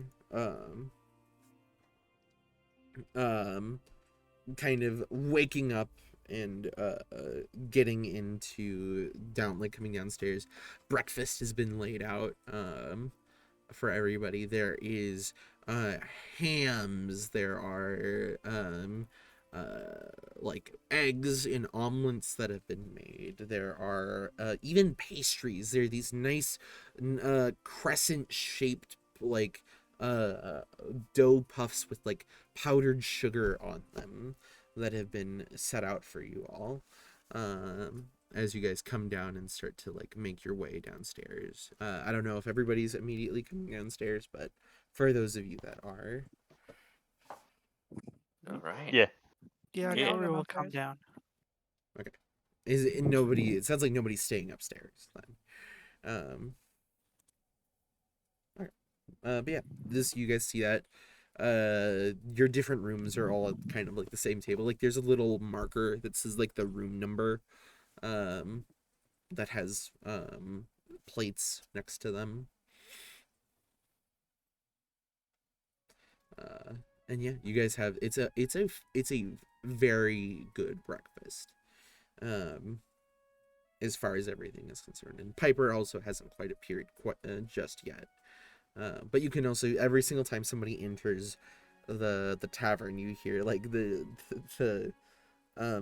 probably the cheering children of the city in the background. Nice. Sounds like quite the festival outside already. Mm-hmm. It's probably around like Is 9:30. is Pietro the guy that they saved? Where'd they go? He does seem to be here. He must have also gotten a room last night. You guys didn't really wait for All him right. to see, but he is here. He's at another. He's at with another room. Could I not have made it in time if I hadn't? If I had No, woken up by 6? you'll arrive around that time is what I'm saying. Like Okay. you'll like pretty soon you'll get there. Okay. It is a little slower because you are going Because of through like parades and a stuff. lot of traffic. Yeah.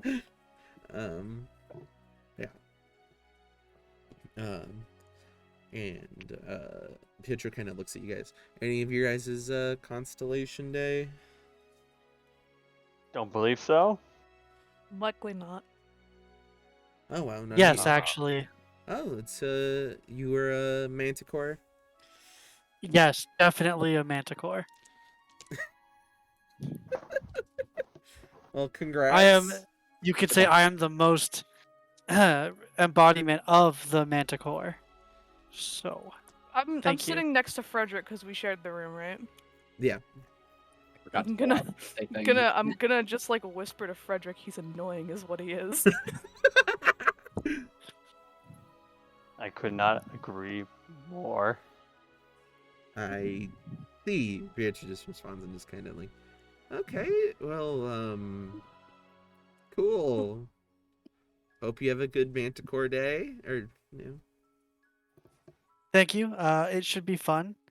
Going out and enjoying the festival and getting information for the adventure that we are going to be leaving on soon. It'll be a good day. It'll be fun. I hope you guys do that, and I hope you let me know what happens with that. If you find Dr. Hicks.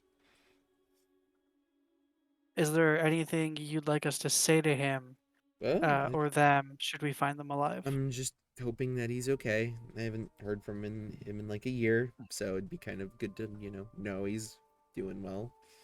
I'm sorry. Could you give us a general description of who he looks like? Well, he's a shard mind, red, kind of like rubyish color. He wears glasses. Um, it's kind of ironic, in my opinion, but, They wear glasses. yeah. Um, Well, they it- make you smarter. sure. Um, and he does, he's just like, yeah, it's it. He, you know, I can't really describe his exact look. He's fairly bulky. Um, yeah, you know, it's hard to just describe a crystalline structure, like facial structure. I've not really had to do it very much. Mm-hmm. Uh,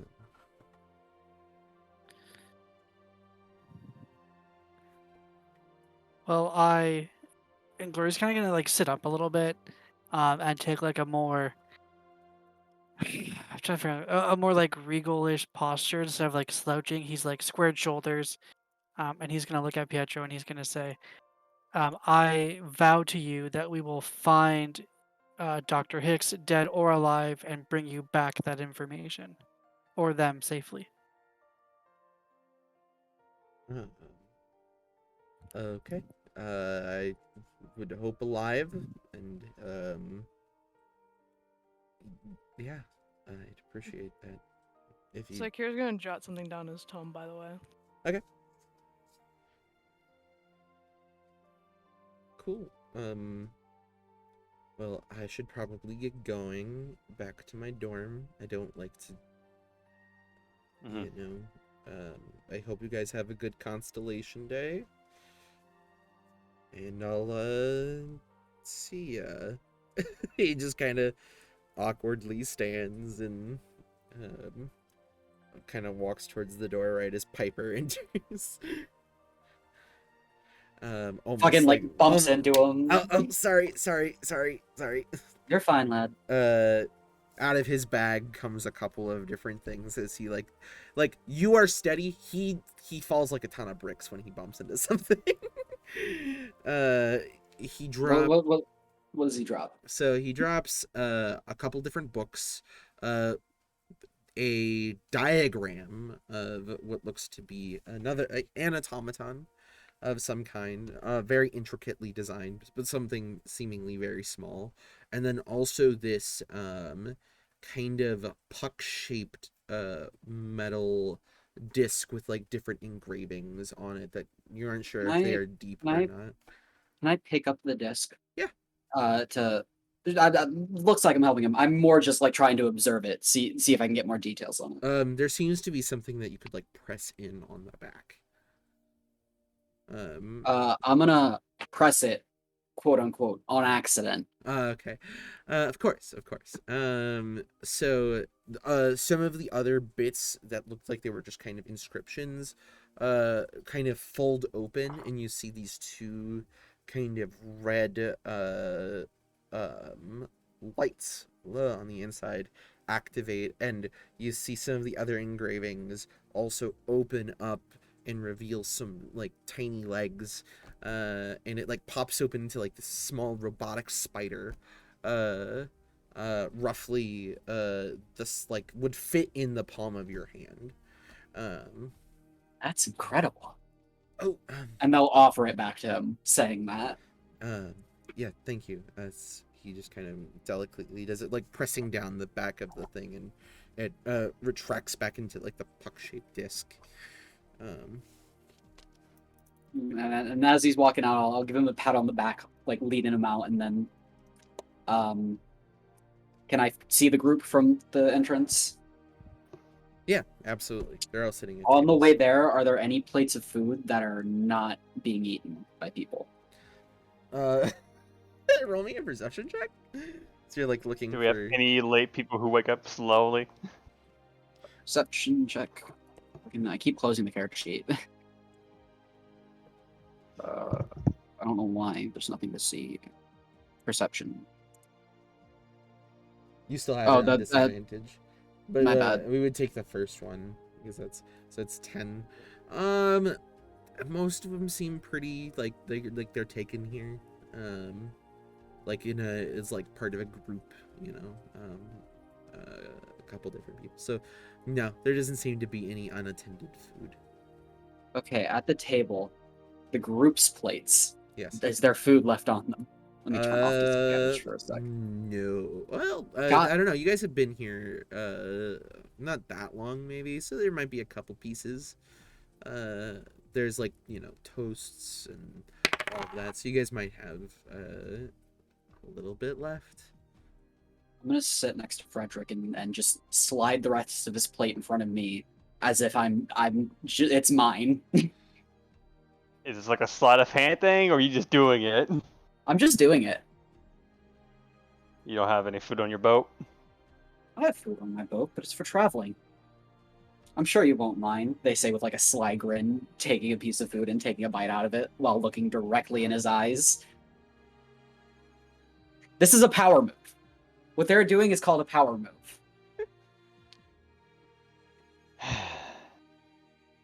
Waitress, can I get another plate of food, please? Yeah. Sure. And they look at Piper and they extend their hand. Why? But no, they look at Piper and the barmaid noticed what happened there. Could I use my They are my friend. Could I use my funky bad reputation feat for this though?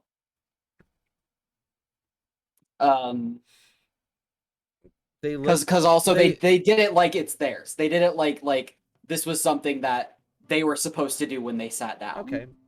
But they look at Frederick when Frederick says they're my friend, and I'm like, that will cost an extra 5 copper. Easy. Just put it in her hands. Just there. Okay. And they walk off. Okay, it's a festival. Everyone's charitable today. Yeah, everyone's charitable today. They say, wrapping an arm around Frederick's shoulders. The most You really charitable need- people are the Manticore people. Isn't that right, Glory?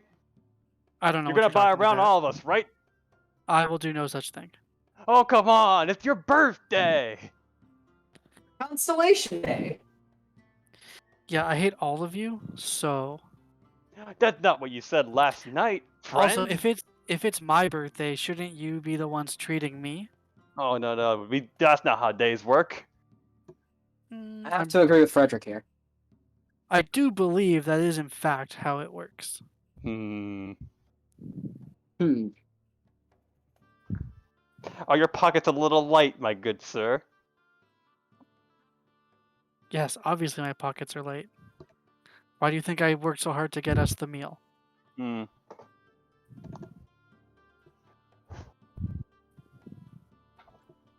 Moving on. Do we have Moving a on. plan of action today? Other than enjoying the festivities? I'm not a believe- fan of being idle. I believe we just don't have to be idle.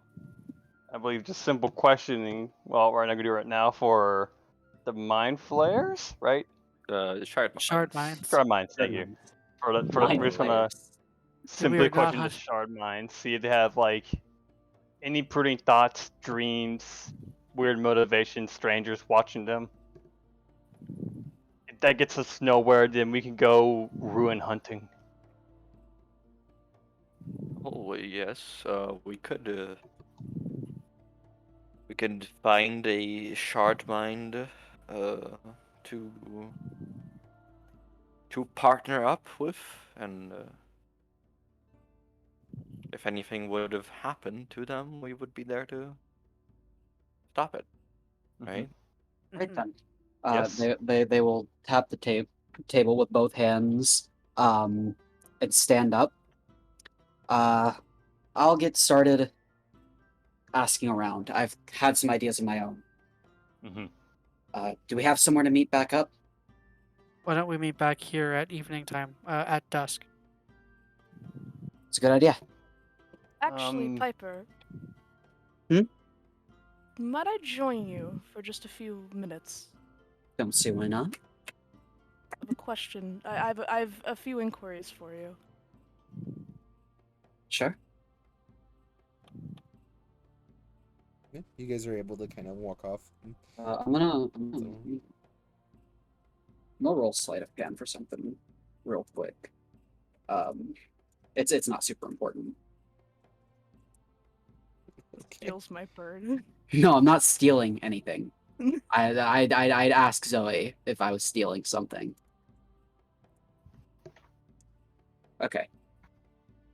Yeah, they will stand and walk away, and the plate was empty, and then they snuck 5 pieces of copper onto it. Okay. Didn't see if Frederick noticed. Frederick can take it. Basically. that's a high roll. Understood. But yeah, they left that empty plate with 5 pieces of copper just stacked on top of it. It's like here's gonna follow you. You guys are able to like walk out onto the street. So So, how does that map of yours work? how does it work? Yes. That's a tough question. I suppose less how does it work and how do you understand it to work? I don't necessarily need like the magical explanation, more so That's a lot easier to answer. You see, when I look at it, usually there's this glowing blip that most of the time points me towards the whatever will help me most, whatever will help me attain my most desired goal, if that makes sense. At the moment, it's not glowing at all. perhaps can you somewhat manipulate this if you had a certain goal in mind? I don't see Does it why point you not. toward it? It's quite cryptic, but I think I could manipulate it if I were to try hard enough. Mm, would it bother you at all if I looked at it for a second? As long as you return it. We can do this right here. We don't have to. I can give it back to you as soon as I'm done with it. All right, sure. And they'll take it out of its little thing on their belt and hand it to them, or hand it to him, still rolled up. Okay. Probably with a little thread of leather tied around it. Yeah. So I'm just hoping to like get an idea. If one more thing, if you focus on the area you want it to see, it will enhance, so to speak, to show you that area. Hmm. And then the closer you look, the more definition you'll see. Hmm. So It's here's hope. very useful. So Hero like nod thoughtfully, and he's hoping to like just sort of think of the description of the Sharvine. Okay. Does anything happen at all? So you're roll me just a straight d20. Just a I'll do it in the chat so you Gotcha. can see it. Well, sucks for that. Oh, no. Oh no. It just like when you're looking at it normally, it would show like around the area you're in, it just shows it's blank. Would I be able to see this? Yeah, you could. I mean, unless Psycheer is Yeah, intentionally hiding it. No, not really. That's odd. Never seen that before. Hmm. I mean, Perhaps it's blank I'm just usually not when meant I to use first it. open it. What was that? I said perhaps I'm just not meant to use it. Who knows? We can try again later. How about that? Perhaps. Maybe I'll have a sort of different goal in mind, and he'll like roll it up carefully and hand it back to you. Good lad. So, do you have any plans for the day? Well, I suppose other than clearing my head to attempt that little map there again, I guess just ask around. Perhaps you'd like to join me in that. Maybe we can make more progress. 2 heads are better than 1. I wouldn't mind that. Sounds like a plan then. And they will slide the map back into its case and turn on their heel and start to walk. Okay. I can at the very least keep our information written down. He'll get out Aye. the tome. Uh, I'll follow Piper. while you guys just start walking, like every so often, like you guys can notice like a little kid like watching loyalty on Psycheer's shoulder. Just like peeking from around corners, like they're like, it's like morbid curiosity, like they'll giggle, they'll like peek around the corner, like it looks at them and then they get scared and like hide, get around the corner again, and, like peek out again. Very fascinated with loyalty, it seems. Is it very obvious? Oh yeah, absolutely. It's incredibly obvious. Secure will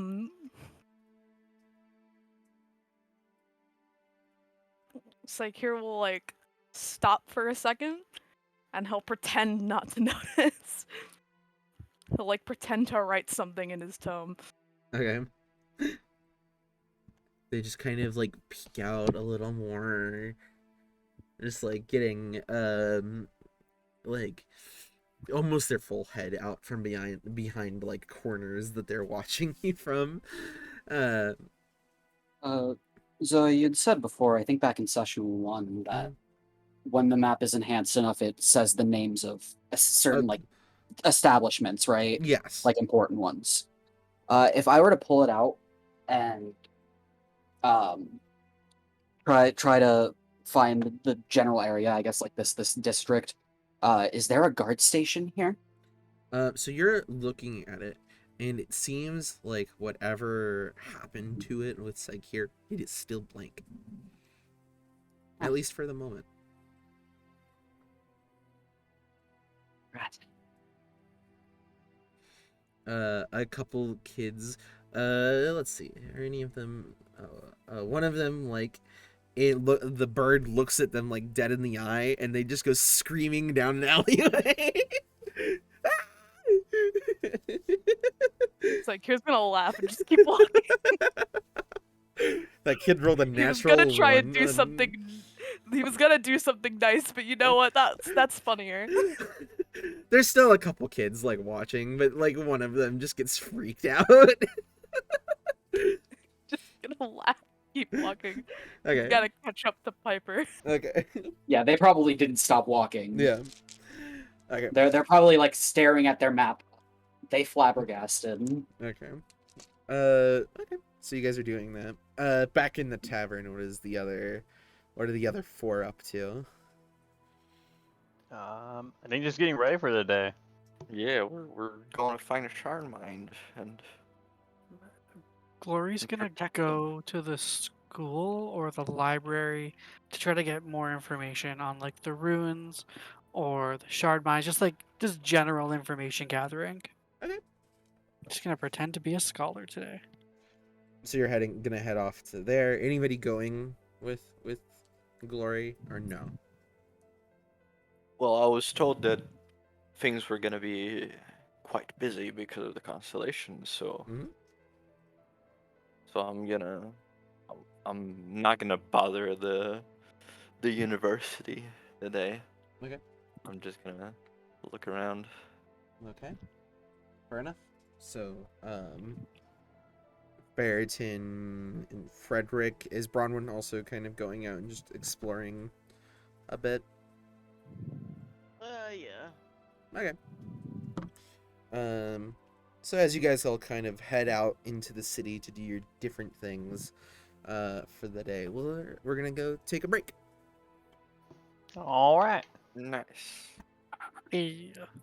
Okay. We will be right back, guys, and yeah, See back you in in a like minute, stream. like 10 to 15. Right. Cool.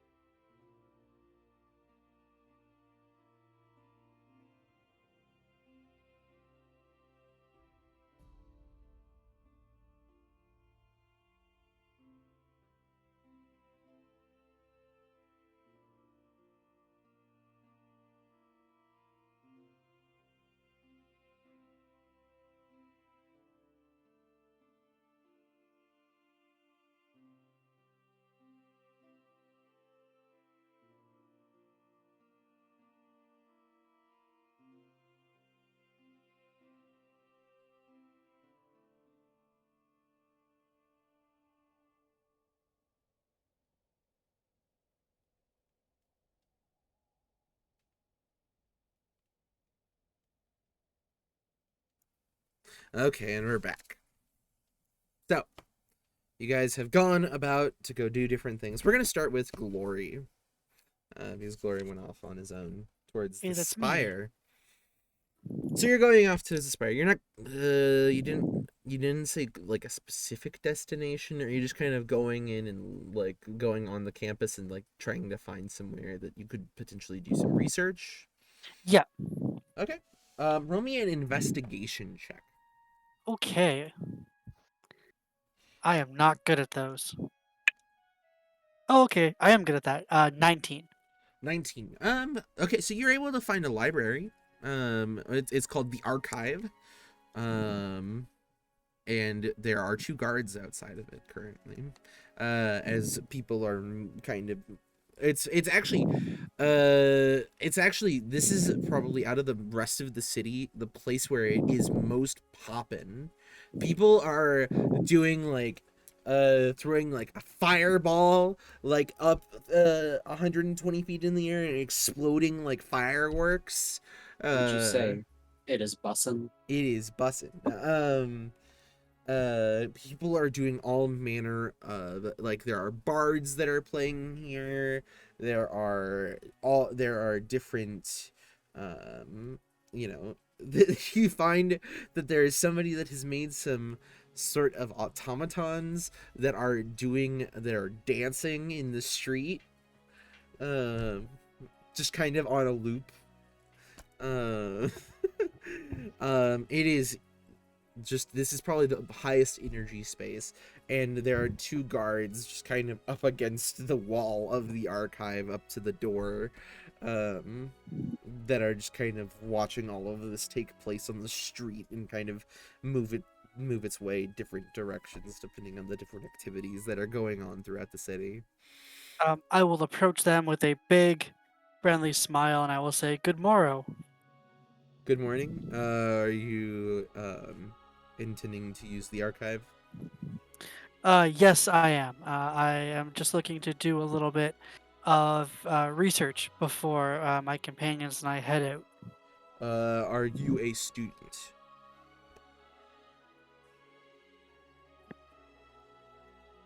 I'm not a student. Very Uh, well. You will have to be signed in, and someone will have to walk with you through the archive. That gave me um, like a Telltale choice vibe. of course. Where can I find someone to do that? Just inside. Here, I'll walk you in. Thank you. Um, and he opens the door and walks in. You'll see at this immediate area there's like this like standing desk with some papers and kind of a lady in like the very it's like the stereotypical librarian's glasses with like the chain that kind of comes back over the neck, over the back of the neck. And it's a uh an astro elf, you'd guess. Seems to be fairly old actually, for an astral elf. So you're not quite sure how old, but you can like just kind of see some slight wrinkles on the face. Okay. Which is, you would understand it, like elf, that is very very very old. That is like, oh boy. If an elf has a wrinkle, that something's going on. Yeah, for sure. And she's kind of looks up at you with her glasses, her hair kind of very bushy but tied back. Is there something you're looking to research today? And Glory's gonna just smile at her, and he's gonna say, "Oh, they never told me the librarian here was such a young, lovely woman. Hello, good morning. Um, I'm looking to research some of the ruins on Marin, and also just for information about shard mines and just general psychic uh, psychic abilities and automatons." That's quite the research list. Come with me. And she just kind of steps away and like walks around and we'll take you out. Like, so this is like there's a partition on the wall here, that's like floor to ceiling, which is the desk is kind of up against. And she leads you around to the other side, which lets you see the actual library itself. The ceiling of the central hall here, not like, and you can see like up a cut, like it's tall enough in this central hall area that you can see the floors on the tiers of levels up. It is around 50 feet from floor to ceiling, and you can see maybe 3 floors on the other on the sides that are kind of open air, able to like look in onto this main area here. And there are, you would guess, it actually looks, this is like kind of put into the hill of the mountain a little bit, this building was. You would guess that this thing is like the entirety of the interior of this mountain. That is how big this is. It is in, because you see that there are other hallways ahead of you and off to the sides that go other places. So this thing is just massive. This is just the main part of the library, of the archive. And she just kind of starts slowly walking in a direction as That's you're fine. Like, Glory given is, to look I around will. here. I'm gonna match her pace, and just leisurely walk beside her. I just want to make small talk, just as we're like walking through here. Okay. So what's the one that you're looking to research the most? Um,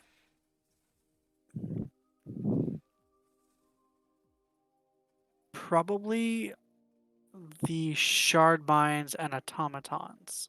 It's an interesting subject. Are you looking for shard mined authors, or are you looking for like the history of shard mines? What are you going for? The history of the shard mines. Perhaps some shard mine authors wouldn't be bad. We've my group and I have heard about the various shard mines that have been going missing, and I think perhaps there might be something um, in their histories or um, in their physiologies that might help give us a clue to solve these crimes.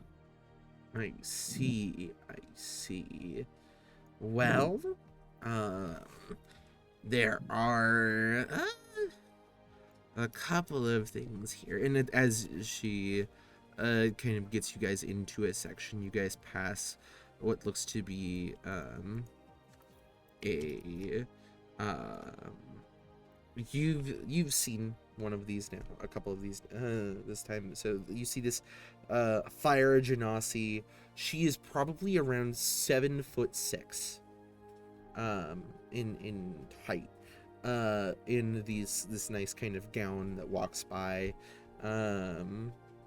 very almost like it's almost like she perpetually has her nose slightly up, kind of a little snooty, in the manner of which she walks here. And as she My kind of person. and as she walks by the librarian, just kind of nods to her. Good morning, Miss Scoria. And then she just kind of nods and keeps walking. Glory will also nod and say good morning to her. She doesn't even look at you or nod back. She just keeps going. That's totally fine. You guys keep walking now, and you will get to a section that is a section on astral history. And you find kind of like the history of some of the species. Oh, here's like, the war between the Githyanki and the Githzerai. Oh, that's not what we're looking for. This is Firebrand the Terrible. No, that's some fiction, like historical fiction nonsense. There is this, and she like looks through a couple of different shelves here and pulls down a couple of different books that don't pertain exactly to Shardmine history, but like there are Shardmines seem to have been a part of the astral sea species for a very long time. But you're not, it's not, there's no book that's dedicated solely to their history. As far as you can see here. I'm gonna like lean in a little bit and just kind of like lower my voice so it's just her and I that can hear. I'm gonna say to her, are there perhaps any books on this subject matter that may not be available to the general public? And I'm gonna hold up 2 gold coins. I'm sure that that might be the case, but I have no access to those to that part of the library, nor do I want your coin. And which part of the library would that be? I'm not So I going can to avoid tell it. you. She just says I'm not going to tell you. That's fine. It's fine. Everything's fine. I'll put my coins away. I'll take the book that she took out for me. And I will say, I'm sure you have other things to do. I can see myself out. That's not how this works. I'm to watch make sure watch over the duration of your studies to make sure that the knowledge here is handled appropriately. Madam, do I look like someone who would mishandle knowledge? No, but that is our policy. I mean, that is a very respectable policy. I can't fault you for wanting to protect such valuable assets. She just nods and like just kind of stands nearby within like 5 feet. Well, whatever whatever you're doing. Yeah, I'm just gonna. I have nothing that won't kill her if I cast it, so we're not gonna do that. You mean try to kill her? I mean, fair. She I'm could gonna be a just level spend 20 character. She could be. Yeah, that's really true. I'm going to spend a little bit of time with this book, and I'll probably just like look around with her a little bit more because I do want to find another book on specifically on the ruins that we Okay. might be going to. Gotcha. And yeah, I'll just spend a bunch of time Okay. with the books, and then I'm gonna tell her it's my birthday. It's my constellation day. Um, and I'm just, what should I see in the town during this festival? It's my first time here. Well, if you're wanting to see some beautiful architecture, I would be remiss to not recommend that you go to see the Eclipsium, the Lunarch's Eclipsium. It's the palace. Every so often they do tours of the main areas of the palace as well as some of the gardens. It's quite a beautiful sight. Oh. The Temple of Branche is also something pretty good. Dan, you're breathing into your mic a bit, just want to let you know. Sorry. You're good. There is also the Temple to Branche. You will not see another Temple to Branche, especially one of this size, anywhere else in Renala. I can assure you of that, at least on this plane of existence. I would recommend going to see there is this wondrous spectacle of this local arcane practitioner named Guldor. He has a magic shop. Just locating it is a little difficult. So How would I go about locating this magic shop? well, this magic shop, well, there are 500 different doors around the city in which that magic shop may inhabit. It changes every day. So you would have to go and search through those doors to try to find the one that he is going to be at. Okay, well, that sounds like quite the adventure. I'll be sure to do that. Thank you very much for the suggestions, and for your time in the library and for the books. Um, I imagine I've got whatever information I could Yeah. from the books at this point. Yeah, so you grabbed some books on the ruins. You grabbed you probably like skimmed like you would have to be really skimming through pretty quick in Yeah. order, so you're not going to get a lot, but you'll get some cursory like basic information. So the ruins that were described by Pietro the day before, you looking at kind of a couple of books and some maps, you find the name of that to be the Stone Temple of Ryanar.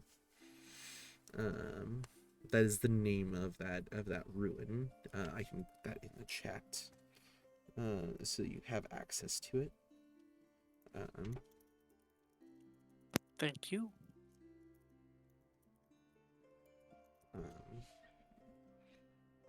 It was seemingly a temple dedicated to some sort of god, one of which that does not appear in any other pantheon, as far as you are aware, knowing your general knowledge of Renala. And like it does mention a couple of the people that have died trying to get in there, through manner of mostly arcane traps, and then there are a couple mentions of the automaton that Pietro had mentioned. With like you actually see some drawings, like very crude drawings of what these were. So this was like, it looks almost like a sphere that is separated kind of down the middle with these different kind of curved shapes that seemingly help it get traction on the edges of those spheres, like the caps of the spheres. There are openings that seem to like be flat and then open up, revealing different arms and armaments, and it is depicted rolling down a hallway in the picture here, with a hand protruding out of one of the things, with a like a fire in the metal, like the three-fingered metal hand. I'm picking like a medieval droidica. Um, it looks more durable than a droidic. Okay, And cool. larger. Cool. Yeah, I'll have made notes on that kind of stuff, like the traps and like the like a general like Yep. even worse drawing of this, but like with really good detailed notes as just quickly as I could. And then once I'm done, I'll give her the books back. I'll thank her. I'll bow because I'm respectful of her position. She's a sweet old lady. She doesn't deserve me to be rude to her. And I'm gonna go try to find this magic shop. Okay, so you walk out back into the town. Okay. We will move then to Ferritin, Bronwyn, and Frederick that have kind of gone out into the town here, searching. I don't think you guys gave me a destination, but I just kind of moving about. We were going to like where the heart of like Okay. the festival is, Okay. right? 'Cause Yeah. Yeah. So you manage to find yourselves out in front of it's around the other side of the spire. So the side that is closer inland of the spire, to this large building. You'd guess that this is definitely the House of Royalty, with the gold kind of trimming that you see on a lot of the marble here, and you do see the like banners of the kind of purple with the white speckles of paint all over it to signify stars, and you guys see the same purple like purple sashed guards in full plate walking around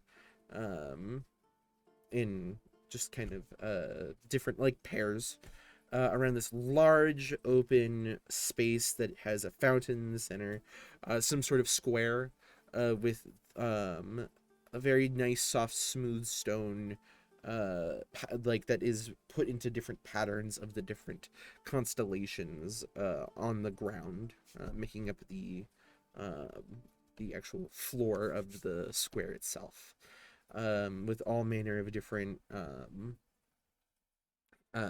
like carts and foods, and like there's like some different stages that are up, including one really large one out in front of this large gold trimmed marble building, which Bronwood would know to be the Eclipsium,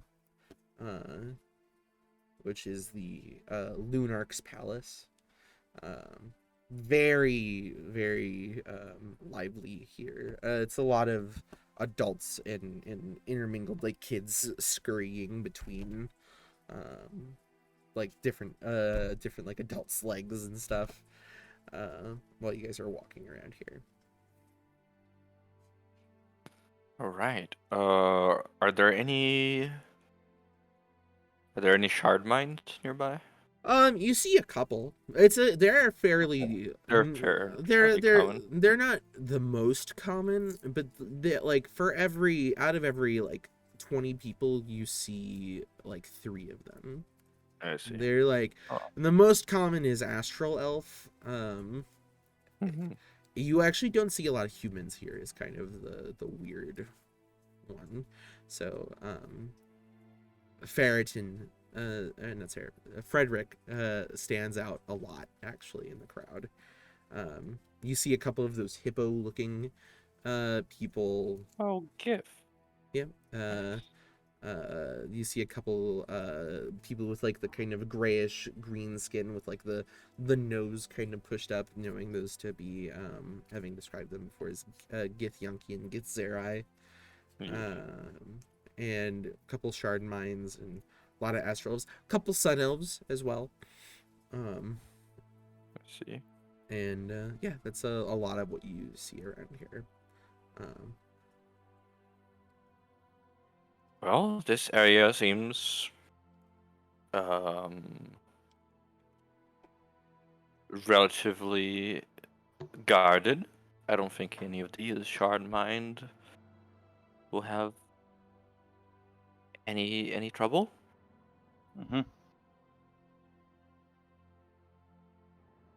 Would any of you would like to join me for a tour of the building?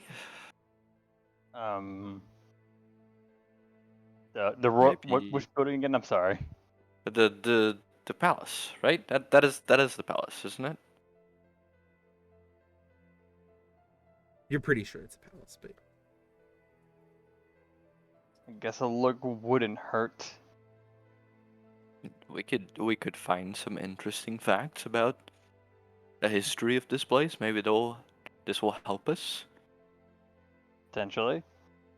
Maybe someone else is also curious. And I don't think that any of these shard mines in this particular location are in any danger currently.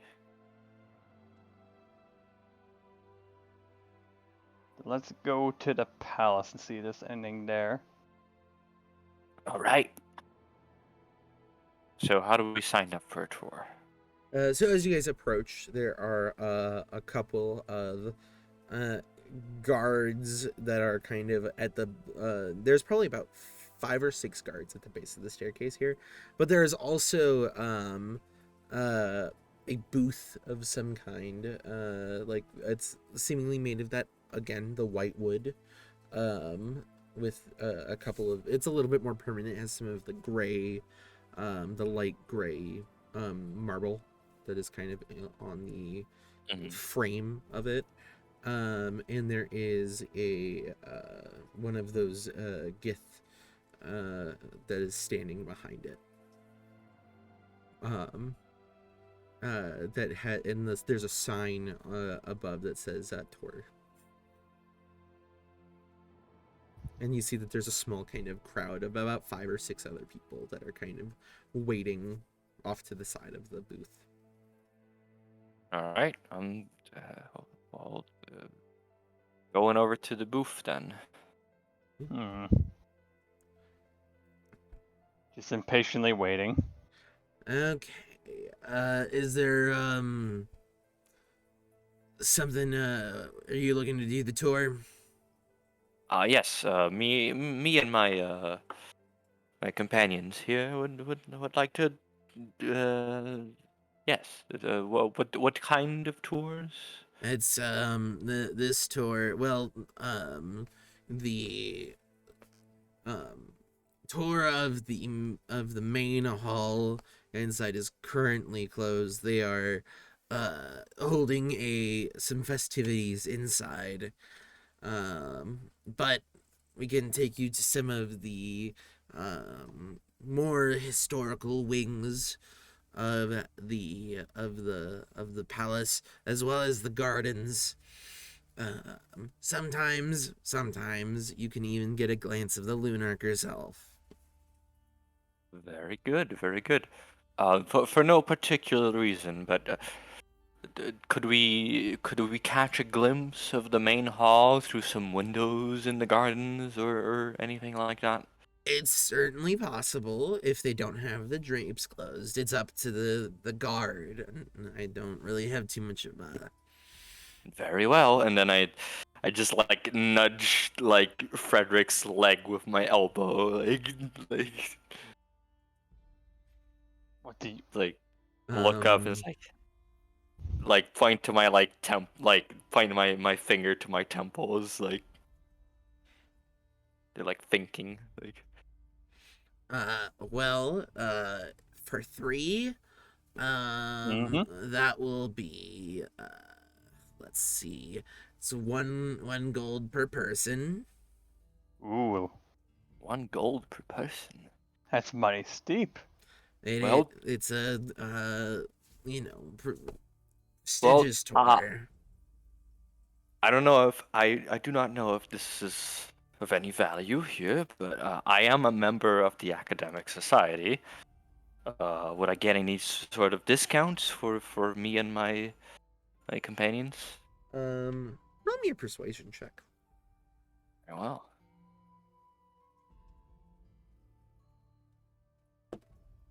Wow, that was a good roll, actually. Yeah, that's a really good. Jesus, why did I make you roll? He just kind of squints and like looks at you, kind of peeking over the booth a little bit, getting a couple inches lower. I guess, yeah, that's acceptable. We'll go with 7 silver per person. I'll take it. Alrighty. So that will be 2 gold and 1 silver. I'll get my 7.5 portion. I'll get my 7 as well. This Yeah. Bronwyn. Okay. Yeah, I'll pick mine as well. Very well. And the tour will start in 5 minutes. If you are needing to go to the restroom or get any snacks, now's the time to do it. The tour is about an hour long. So. Wonderful. Marvelous. Look around for like booths of like snacks. So, yeah. actually, important question. Could we bring in the snacks inside, or do we need to consume them beforehand? You can. There are some parts where you will not be allowed to bring them inside, but there is a small tray outside that you could leave them on while we go inside to certain rooms. Very well. Let's go get something to snack on. Yes. I think we should. Okay. So, you guys kind of looking around while you're waiting for the tour to start. In the immediate area, There are what look like these apples that are on kind of skewers with some kind of brown liquid that has been put around them and like hardened. Very shiny. Not really. It just looks like some fruit to most of you, as apples are not common to the rest of the world except for Marin. Bronwyn would recognize this as a caramel apple. Woo! Yeah. So there's a couple of those. Some ale. Places that are selling some ale. You hear somebody saying, "Mooncakes! Get your mooncakes here! Oh boy. Get them while they're hot!" Um, Can a moon be hot? have you seen Avatar: The Last Airbender? No, I'm a nerd. Yeah. There are also a couple more of those like crescent-shaped pastries that you see around. Yeah, you hear some yelling. If you want your chips, get them here. Chips, vinegar, and the like. Do they have any fish and chips? When you walk up, you see that there are these. You've never seen this before. This is some. It's these fried slices of potato. How exotic. Right. Kind of crispy on the outside with some. It's flaky. It's kind of nice. It's got a nice looking like golden texture to it. Mm-hmm.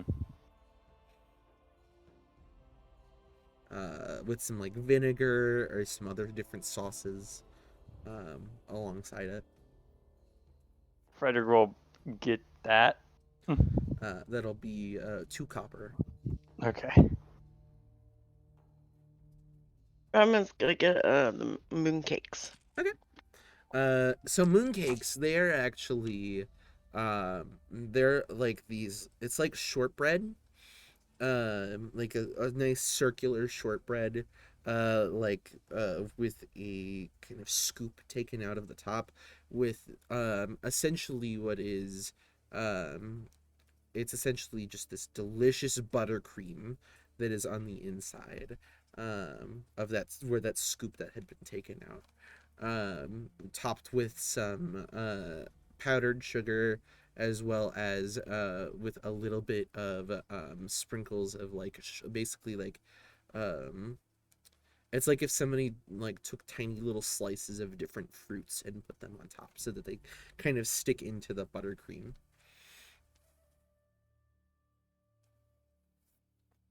It's tasty.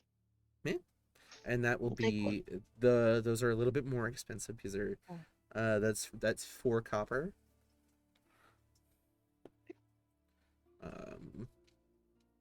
There's also other like there's more common things that like different like meats on like skewers and things like that. Oh, is there like a turkey leg? Oh yeah, absolutely. Ferritin will go over to get a turkey leg. Okay. So yeah, you can grab your turkey leg. You can feel your bag moving as something is trying to like slightly reach out of the bag around to get at the turkey leg.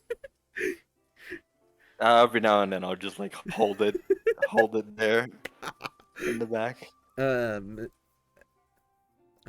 What is their passive perceptions? I need it. What is Bronwyn and Frederick's passive perceptions? I mean, we already seen the creature before. I know, but it's if to see if you notice this. Oh, the good 10. Mine's 12.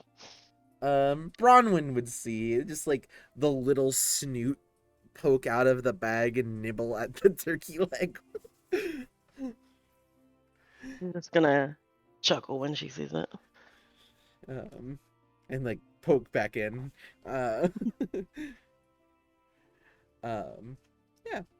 And about this time, as you guys have gotten your different food, you're able to go over and go through your tour. It's so the actual you get brought up into this main building, and they give a little bit of the basic history. This the Eclipsium was actually built uh, around 500 years after the founding of the first colony of on Marin of the astral people of the astral sea by King Thalius. Um, he had it constructed with the idea in mind that this could be the hub for the economic growth and the future of the people for the astral sea on the prime material plane. That's why the square is as large as it is, and why there are so many shops on the exterior outskirts of the square.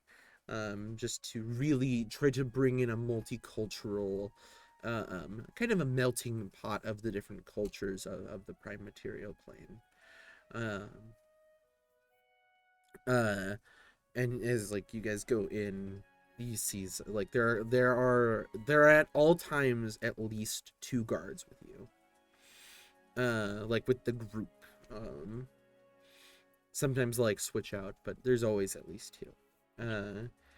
And you guys start kind of wandering through a couple of the different halls here. It is very finely kept. And there are no candles, there are no lanterns, there are no lamps. Everything is lit through magic means.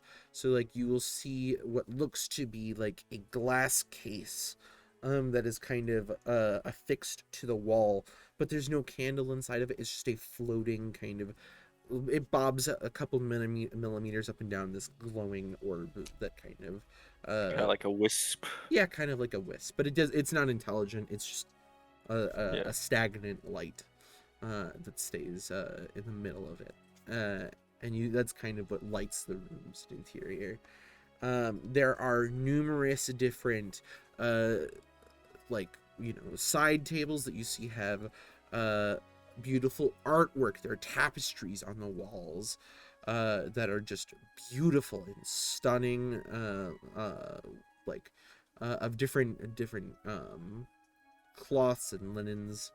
A lot of them seem to have been gifts from different places. There are depictions of Branche, the god of the astral sea, that are kind of on a couple of these. There are also pictures of like astral vessels with like the different like masts and stuff that come off of them. And it's a very it's mostly a lot of beautiful art. As you guys kind of weave through different rooms here. I want Jose. Actually, you can. Jose, you can make me a perception check. All right. Perception check. Yeah. Perception. 15. 15. And nothing seems to immediately, call out to you. Okay. Oh, that's some real nice tapestry. Yeah, it's very nice. You will also see at some point you guys stop in there. There's like this interior courtyard, that you find, and there is this kind of grayish tree that is kind of it grew in such a way that it almost like spirals up into this almost like this helical pattern. And it's it's a little it seems a little off to just kind of be alone as the only tree in this courtyard. But it does fill up a lot of the courtyard, but there are a couple people like watering the different plants in here. There are a lot of flowers. I would like you guys can, each of you can roll me an Arcana check. All right. Okie doke. God, another 15. Okay. Cool. Bronwyn isn't quite sure what this is, but Frederick, you are like you've heard of this before, and like Ferritin, you've probably seen one of these before, but it might have been a long time ago. This is a fogwood tree. That seems to just kind of be on its lonesome in here. It's kind of like a weeping willow sort of vibe of lots of dangling leaves and foliage. Mm-hmm. Mm-hmm. It doesn't seem to be currently And it's the misting only fogwood tree in this in this. place. It seems to be. Yeah. But it does not seem to be currently misting, which is a good sign. Yeah. As you both would recognize that would mean that there is something not so great nearby. Okay. Yeah. So, continuing on, at about this point, Ferritin, your bag feels a little lighter. Oh God. All right. Looking for the little guy. Roll me a perception check. As I'm sure, like, you suddenly realize it's like, oh, there's Yes. not that weight in my bag, and you start like looking around the room. 16. You don't I'm see not him. doing so well. You do not see him in your current room. In this hallway that you guys are currently in. All right. Do I still have the bone from Uh, the turkey leg? Yes, you do. I'm just gonna hold out the bone and I'm just gonna be like, "Hey, Court, I have something for you. I don't know where you are, but if you can hear me, it's a little gift." I can know if that Ferret Yes. is acting Yeah. different now. Just kind of see Ferritin like holding out this bone. Does not seem to immediately come in from wherever he's gone. Could he be in a previous room? Well, that's the only thing that I can think of. At Is this, there like a tour guide? yeah, there's a with tour us? guide. That's the same tour guide. It's the Gith that Okay. had been talking to you Yeah. before. There's also a guard that is nearby that kind of gives you a look as you're holding out this bone to everything, to like the open air. I'm gonna Okay. go over to the tour guide and just gonna be like, I seem to have misplaced my coin pouch in one of the previous rooms. Do you mind if I go back and look? He nods and then kind of like looks at one of the guards, and the guard just kind of walks over a couple more feet. I can take you. Very well. And I'm just gonna go and try and find Court. Okay. Does Frederick and Bronwyn join? Or are you guys staying with the tour? I'll follow. Because, Yeah. You both follow. I Make could sure go the help little my guy's okay. companion. So as you guys are kind of going back from room to room, you can each roll me a perception check. You gotta find the little buddy. God damn it. Bronwyn is not having a good day. I am not. It sucks to be me today. It takes you some time, and if you go about 3 or 4 rooms back, just before the fogwood tree, you do manage to see him entering another room, as as he like a door kind of opens, somebody's kind of like moving around, and as the door closes, he just walks straight after the person. Ferritin's literally gonna go like, there it is! My coin pouch! It just moved into that room! It's like, I'm gonna roll a that's a perception check for this guard. Is your coin pouch in the shape of a small dragon? yes, No, it is that- enchanted. Yes. I see. Very well. He's a feisty little fellow with his magic We abilities. better get over there because that is the main hall. As he rushes on over and like peeks in through the door. I'm sure my coin pouch won't be an issue. If I get to it first. I'm just gonna try and go into the room. So the door, you open the door, and you are met with probably about 10 guards. Not immediately looking at you, but just around the room, and about 4 immediately at the door.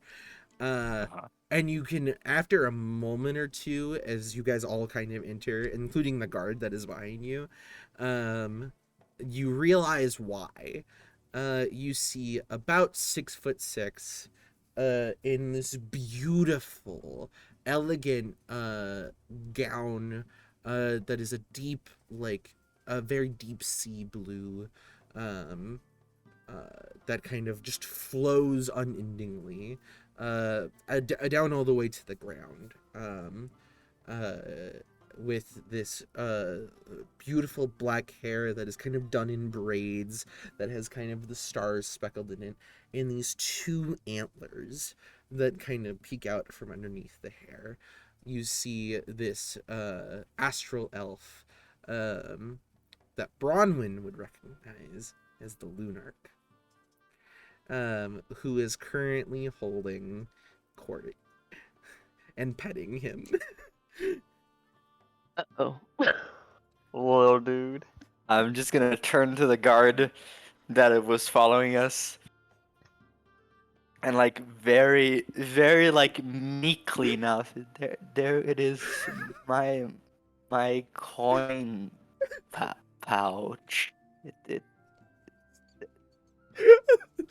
I'm sorry. It was never a coin pouch in the first place. He just looks at you and then looks at the Court, looks at Court, and then looks at the Lunark. The Lunark at this point has noticed you guys enter, and just like peeks at you, and then holds out, and then Court jumps out of their hand and onto the ground and runs over to you, Ferritin.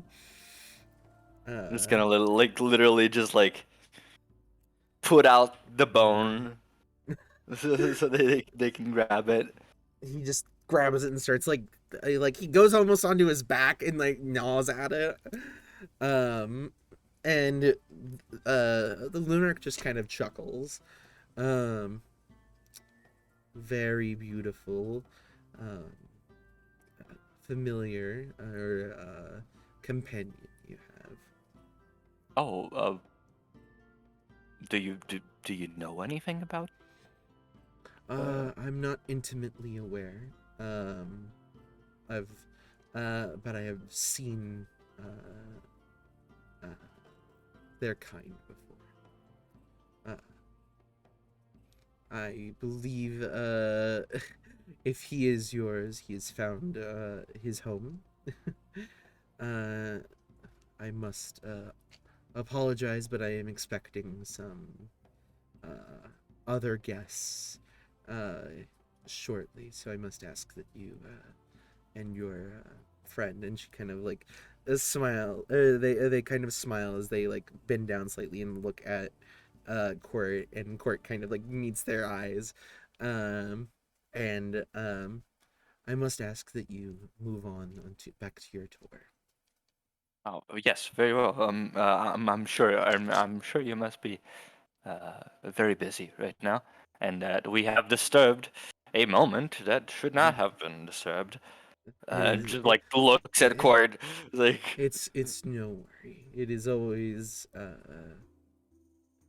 pleasing to see such an innocent young life form. And she kind of waves at it, and like waves at Court, and Court kind of like moves back onto the belly and like tail wags, and then it moves, then immediately moves and like crawls up you in like a spiral and back into your bag. well, I don't know what you did, but thank you. No worries. Have a pleasant rest of your day. Oh, same to you. Just like walks back like full stride into like the hallway. Well, it sounds like you impressed him at least. I'm not Bronwyn. sure that's what we did, but go on, Bronwyn. Oh, I was just gonna say, if she's backing out, she's gonna do whatever the traditional greeting is for them, or like bowing or whatever. It's just like a slight bow. They have never really liked it when people do like the really deep bow. Mhm. Yeah, so she's gonna do that before following them out. Okay. Yeah. And you guys are led back to your tour.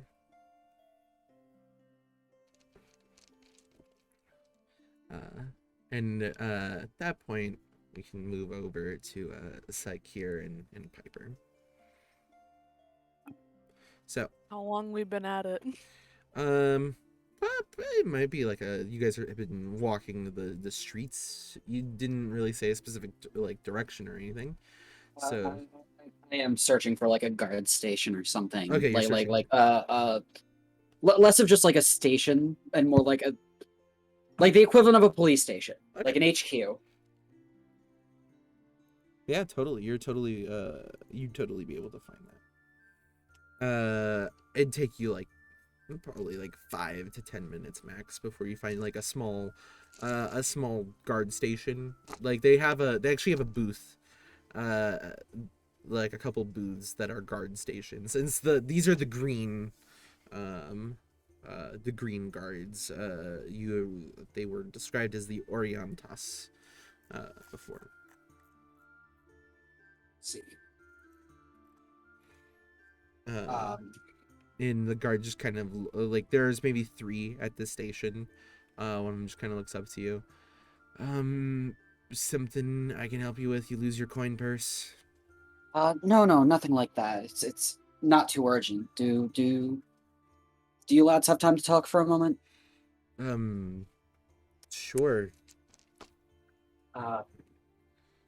My associates, my party and I, that's a word, are about to set out on a bit of an investigation, a bit of an adventure to look into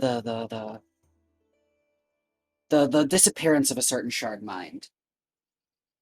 And I was wondering if maybe there was somewhere I could go to find any missing person archives.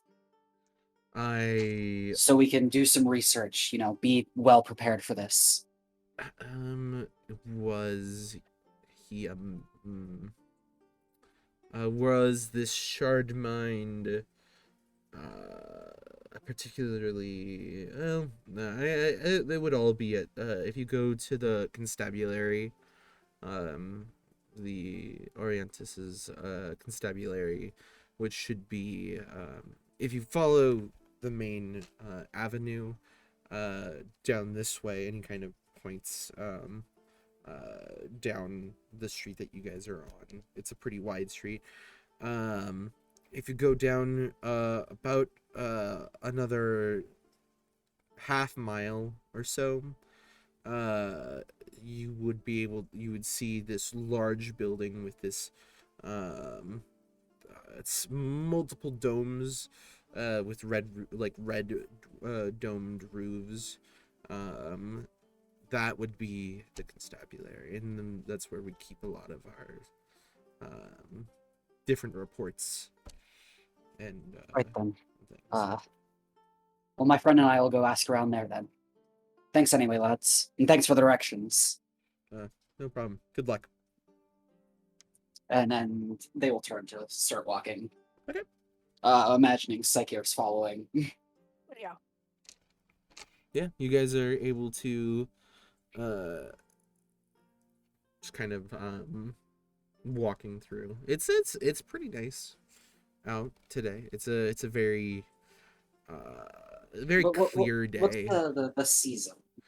So you guys are actually just about to enter fall. You're in the last month of That's summer. perfect. That is perfect weather. Yeah. So it's Winds are strong this time of year. Yep. So it's pretty comfy. And you guys are able to after probably with a little bit of traffic, like I imagine if Psyche and Piper have small talk, they would say that winds are strong this time of year or something. Yeah. Probably like 15 minutes go by and you guys eventually get there. What does that have to do with walking? Nothing. It's just in general, it's nice. I sail mean, a I ship for a agree with living, you know. But no, I understand that. It just seems like a weird thing to bring up right now. I don't know, small talk. Do you know about small talk, right? I live with a lot of skeletons. They just kind of stare forward after that. like blinks.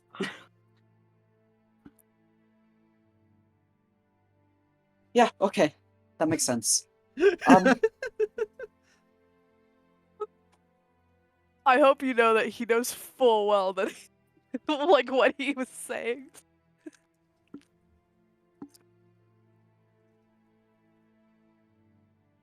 Yeah, they'll probably quiet down after that.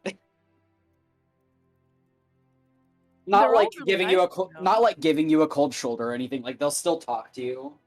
They're all like, really they can't nice, make you it. know. Sounds good. Yeah, they just don't really know what to say after that. They're still willing to talk. They're not like giving you a cold shoulder. Anyway, Eventually you guys will be able to find those domed roofs, red domed roofs. It's a fairly large building, but not quite as large as you'd expect if this is like the main like police station essentially of a city this large. But then you open like the front door and you realize why. You open the front door and the stairs go down about 20 feet, and then you see that there are multiple like stairwells in this open kind of office area that you immediately open into. There's a couple of different kiosks that people have open where they're like taking questions, and lots of people moving in and out. is there a secretary I can talk to? Someone Yeah, who's like not essentially. already busy on a case or something. Essentially, you'll be able to find what seems to be just a large kind of pale-skinned human. I'll explain to them what I explained to the guards back at the station. Like the situation. Me and my party going out to find this person and wanting to find more information on maybe similar disappearances. If we have it and it is not a closed case, I will not be able to disclose that information with you, as it could be vital to only public knowledge. That's all we're looking for. Do you have a name? The name of the missing person. Yes. Yeah, they'll say the name of the missing person. Okay. I don't remember exactly what it is. Dr. Hicks. Dr. Hicks. For those that want to know how to spell, it's Hix. It's just Dr. Okay. Dr. Hicks, if it clears something up, he's a former university professor. I see. Hasn't been heard from in a year, so I'm sure he's already been registered missing. I will take a look if you don't mind waiting here. I'll be right back. Not a problem. She gets up and when she turns, you recognize like the back of her outfit actually has most of her back showing, except for kind of like a thin strip that kind of goes down the back, and you can see these two tattoos of wings that are kind of perfectly kind of framed by that. And she just starts kind of walking off I'll wait for her towards... to come back. I'll ask her about that when she gets back. I've been thinking about the map, by the way. You have? I'm wondering if maybe I should start smaller. Maybe think of a more familiar setting. Maybe that's why the map isn't so interested in interacting with me. Would be. Here, let me. They'll pull the map out and check it again to see if it's working now. It works fine now. Right. They'll set it down, I guess, on the secretary's desk, and gesture for Psyche to try again. So this time I'm gonna just try to think of my house. All my birds. Okay, yeah. So you see, I don't think so. It is colored, just because that's how the map has been described previously as being at least some. It's probably a little desaturated, Like really faded, Yeah. colored. Yeah. Like faded, and like the parchment is like brownish. You see, I'd imagine. Yeah, you see this very dark, gray, with kind of maybe a tiny little bit of brown, but mostly dark gray and even black, terrain, with this small house that's kind of, at the center, of it, and it does not seem to have any like notes or anything about it. Just you can kind of see it. It does seem to be, at least from a top-down perspective, the same as when you left it. Might I take a look at this privately for a second? Like, I'll still be in front of you. I'll just I don't hold it see why away not. from you. It's your home, I'd assume. He's gonna like hold it up like just in front of his face, Okay. so that's like between him and Piper. Okay. And he's gonna see if he can zoom out on the map. You will see that region fairly clearly. Mostly as you left it, but a little bit different.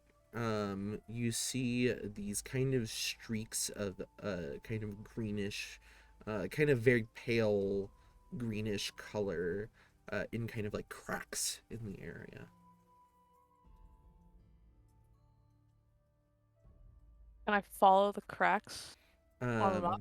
As it starts to kind of move, it does start to kind of get a little, like the image itself is almost like blurrier, and you can start to follow it, and it starts to move through the areas that you recognize, as far as you've traveled in that direction at least, and then eventually, it kind of just stops, and just kind of it becomes just completely black.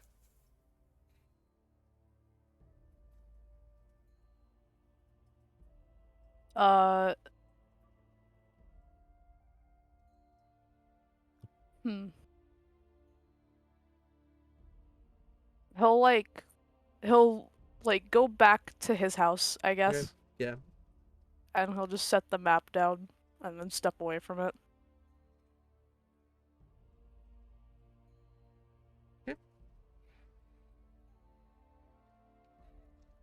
At about that time, the human woman. She'll come back and sit down with a small stack of papers. So the case it's a cold case registered now. It's been too long without any updates as far as we're concerned, unfortunately. This was about a year ago, so at this point we've pretty much ruled out that it is a part of the more general trend of missing shard mines.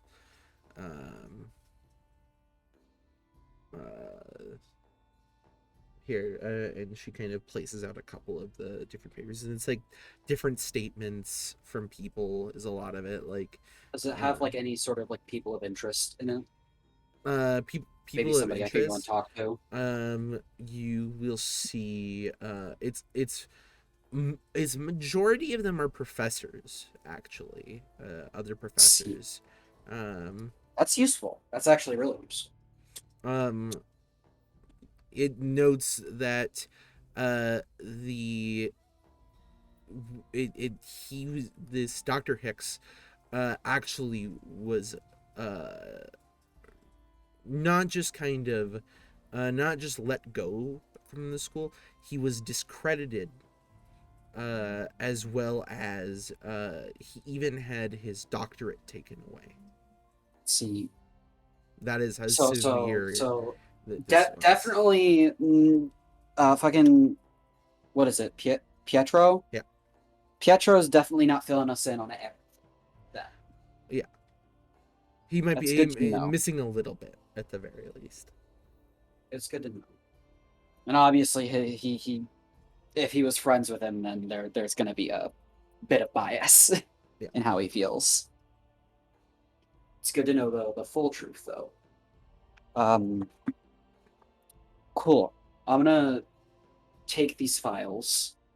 I'm sorry I won't be able to let you take them. If you would like to write some copies, Yeah, not like take them as they're just looking, like okay. holding them and like flipping through them. Gotcha. Yeah, Psyche, you have your book, right? Yeah, I'll flip to an open page of the tome and I'll start writing like important information down. Okay, gotcha. Okay. And well, while he's doing that, they're probably like thumbing through pages and reading statements and stuff. Yeah. They've crossed out everybody on their person of interest list at this point.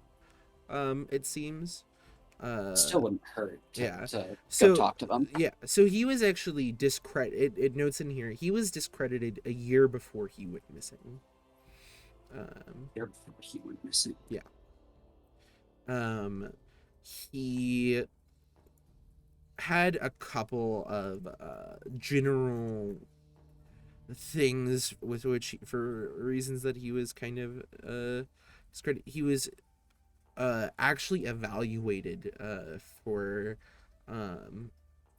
instability at one point. And he claimed there were a couple times he caused panic in the part of the city in which he lived by yelling that monsters were coming. Is his address in this yeah, it is. There is a listed address. So I imagine Psyche could write that down too. Yeah. Yeah, I'm gonna write that down. Because we could visit his residence. I would love to visit his residence. His whole name is Dr. Hicks Lutari. Hicks Lutari. Could you spell that? Yep. Chat? Yep. I'm writing stuff down too, so. Yeah.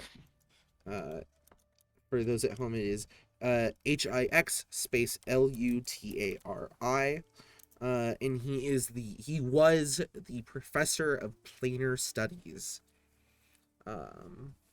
at the Spire.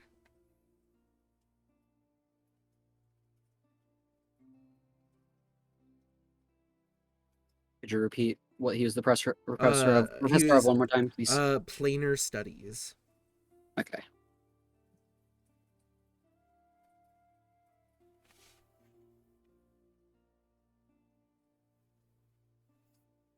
While I'm thumbing through pages, Piper would like ask about the tattoos, like say that they noticed them when she turned around and Oh, thought they were interesting. well, I was actually in a weird way, I was kind of born with them. I'm an Azamar. I have celestial blood. That's interesting. How much do you know About being an Azamar, or no, the tattoos specifically? I know it's a common thing in the Astral Sea. For people to be marked kind of at birth or near birth. I'm not personally aware. I mean, I'm fairly young. And it's been what 20 30 to 20 30 generations since my family came from the Astral Sea, so I'm not personally that aware of it, but Never mind. sorry. They'll say with a smile. They're very pretty though. Thank you. And then they'll go back to reading. Okay.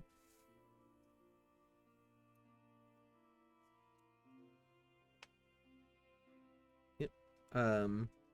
That's a lot of what you find. It's nothing else quite catches your attention. Actually, you can both roll me an investigation check as you're reading through to see if you find anything else of interest.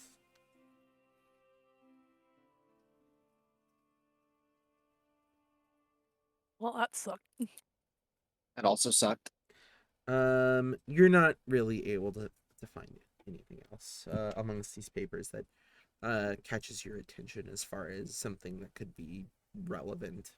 It's a lot of just, the like people that are talking about Hicks's character, people that are students that took his class, one of which is Pietro. But it seems to be fairly bland as far as I'll make a things go. mental note to further question Pietro. Okay. Next time we meet him. Did he tell us where we can meet him? Nope. Son of a bitch. I like to imagine like Piper thinking, like, did he ever tell us that? No, son of a I know bitch. of one place where we might meet him, but All right. They'll make a mental note that if we see him again, we'll question. I think we should go visit Professor Lutari's residence. I think so as well, but maybe it'd be better to talk to the professors first, get a better idea. What if we split up? I don't know if I like the idea of that. Because I'm also wanting to look through his residence. Saying that, I believe his house was sold off recently, so I see. Just guess be aware of that. We won't do anything illegal. The owner might allow you in if you ask, but I just want We won't. I promise we won't do anything illegal. Okay. But I at least split away to confirm its location. I will not investigate the inside without you. No, I'll just go with you. We'll question the professors later. Alright. It's not like they're gonna disappear too, right? Don't make comments like that.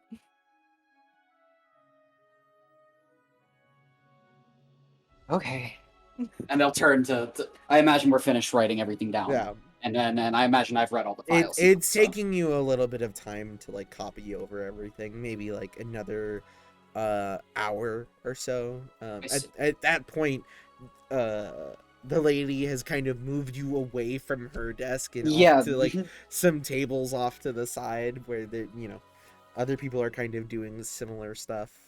Other like adventurers and mercenaries. Yeah, or something. there's not a lot of those. It's people that are like maybe they're looking for their parents and they were adopted. So like, it's more personal investigations. more mundane things. Really, is what it is. What a lot of it is. I imagine this isn't the first time a group like us have come in here. So No, they don't seem particularly put off by it or anything. yeah, I was a bit scared because I was afraid I was gonna have to talk my way through like getting the files. It's been a year. They've shut Yeah. it for now. Yeah. You guys are able to finish that up. It's been a couple hours. Actually, for almost everybody at this point, it's been a couple of hours. When we're like away from the place a little bit, can I tell Piper something? Yeah.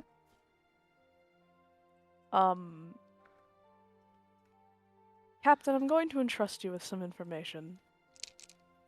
What's that, lad?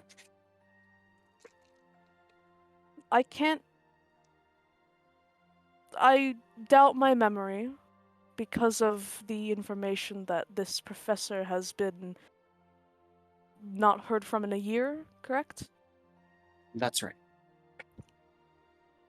I believe I may have run into this shard mind. At least I run into a shard mine that matched the description in about a month ago. Where was this? Where was it? Do I know? No, you don't. I don't know. I don't remember. Right, well, hold on to the thought. We'll look into it more later, okay? Okay. And, That's why I was so eager to look at the residency. I wondered Yeah. if perhaps that was where I had met him once. Sure. So as you guys And they have like a reassuring smile when they say that. Nice. So as you guys kind of truck off, we'll move back to Glory, who is searching avidly for this magic shop. So after the session, I'm gonna ask you to like repeat all the stuff I saw in the file so I can write it Okay. down. Yeah, totally. Or you can go and watch the VOD. No, we can talk about it after the session. but- Yeah. So Glory is going and searching for Guldor's magic shop. I sure am. Roll me a percentile die. Oh no. Oh? I've never actually heard of that. That's a It's just D100. two. It's just Oh. 2d10s. Yeah. Make a 51. D100. 51. Okay, roll me 4 more percentiles. Just real quick. Oh boy. The equivalent of Um, a Pokemon game where you go inside every single house. 84. 56. 33. And the last one, 21. You scour this city and check, like, you find like somebody that has like a map of a couple of like where like 100 of them are, because there are 500 or so, but there are so many of them. And you just start checking, like you just like go up to one, open the door, check it, like, and a lot of them are just fake doors. You click it, like try to open it, it opens, and it's just a stone brick wall on the other side. Just a wall. That says Like in the fuck Fallout you. 3, Fallout 3 Fuck fuck you. you wall. It's most of them are just like that. You've done this like 3 or 4 times, and the I 5th imagine time there's is some graffiti. yeah. It's like one of them has a guy that just has a middle finger up. So you open the door and just get a middle finger at you. Yeah, I think like each time I open the wrong door, I do like the sideshow Bob crumble when he like steps on a ring. It's been a couple hours at this point of you going and checking doors, and you just haven't found a door, and you just haven't found the door. You're not quite sure. I think I want to try something now. Okay. So I've gone about an hour and I haven't found it. I want to spend the next hour not looking for the door anymore. Like, I'm not trying to find it. I want the door to find me, so I'm just gonna walk around. Roll me okay. Roll me a d20. Oh, we're gonna roll the goldfish one. Eh. That would be a 9.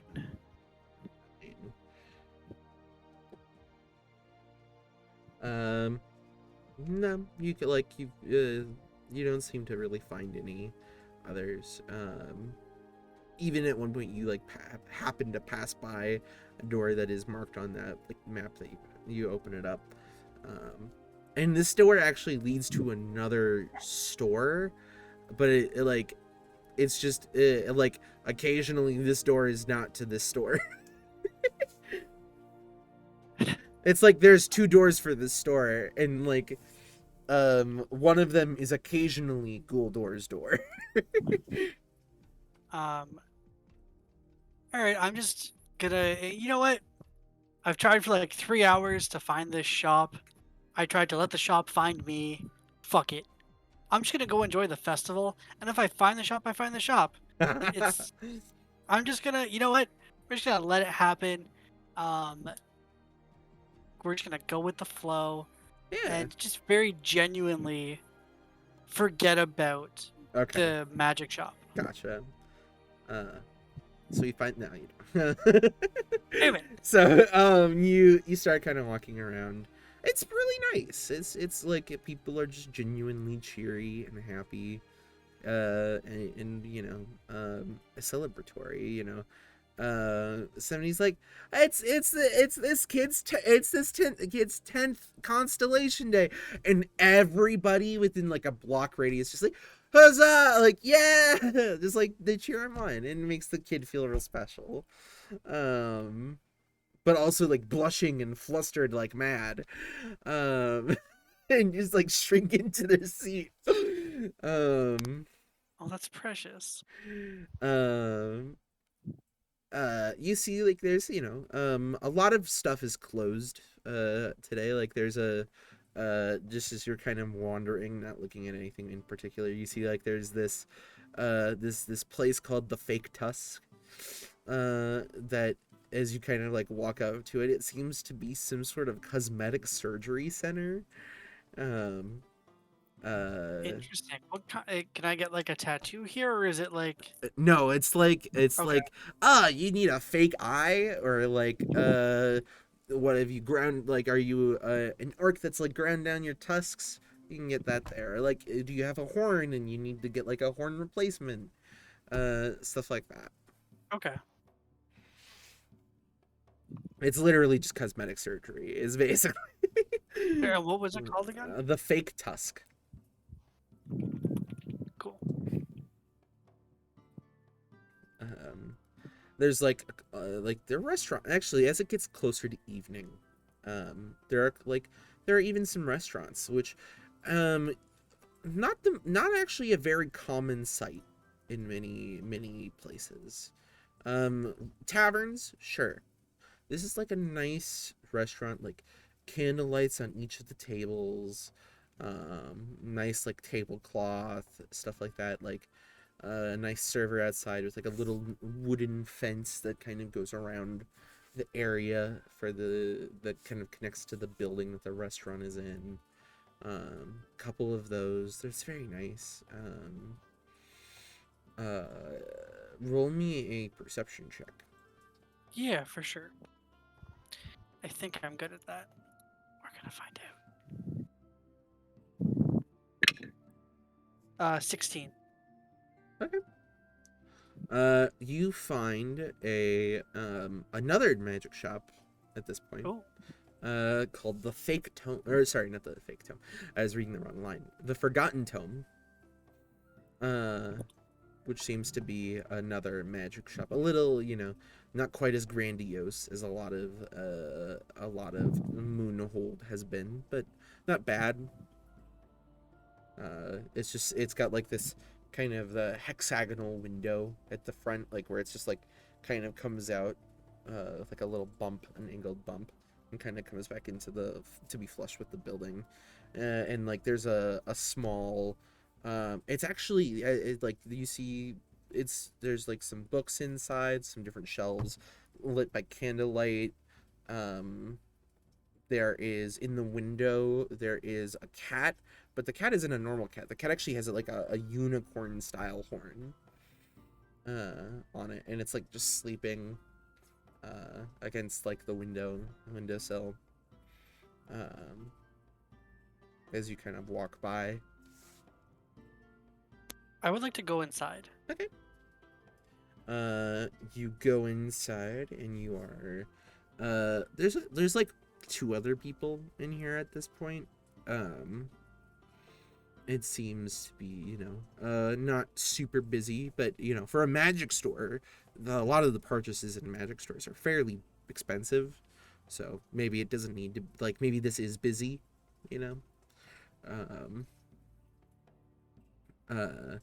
but you just see we'll say like an astral elf, one of those kind of bubbly, gooey, slime looking creatures that's like pretty tall, and as you enter it just kind of slinks past you, leaving a slime trail on the ground that evaporates slowly and just kind of gets out the door. Oh my, that's quite impressive. And then behind the counter you see this kind of pale blue skinned genasi with kind of like very spiky hair. I will go up and greet them and say, "Good evening. Are you the owner of this store?" Yeah, that's me. Oh, you have a very nice shop. I did not expect to find one such as this in Moonhold. The magic capital of the world, and you didn't expect to find a magic item shop? Where I come from, magic items are few and far in between. You often have to kill to get them. I see. Okay. You're a weird one. Thank you. I've been told that. Sure.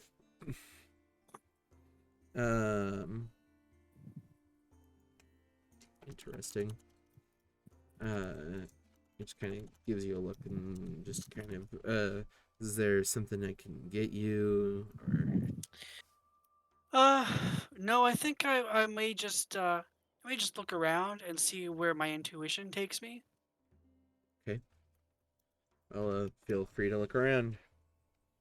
I will nod and just kind of like, I'm just gonna intuitively try to find a magic item here that might suit the reason for why I came to this town in the first place. Okay. Roll me a roll me a perception. No, we'll say investigation check, as you're kind of like searching through each of like the rows here, trying to find each of the shelves, trying to find something. That's a 19. 19. Okay. So you don't find anything that fits exactly what you're looking for here. This is a little bit lower scale than what you're kind of what you've got in mind. You see that there are like he's got like a nice sword that's kind of up on the wall behind him, kind of like mounted by like 2 pegs that are kind of into the wall. There are numerous different books. There are you find a different dagger that's kind of looks pretty nice. I know you've got an ornate one, but another dagger that's kind of in a sheath on a shelf.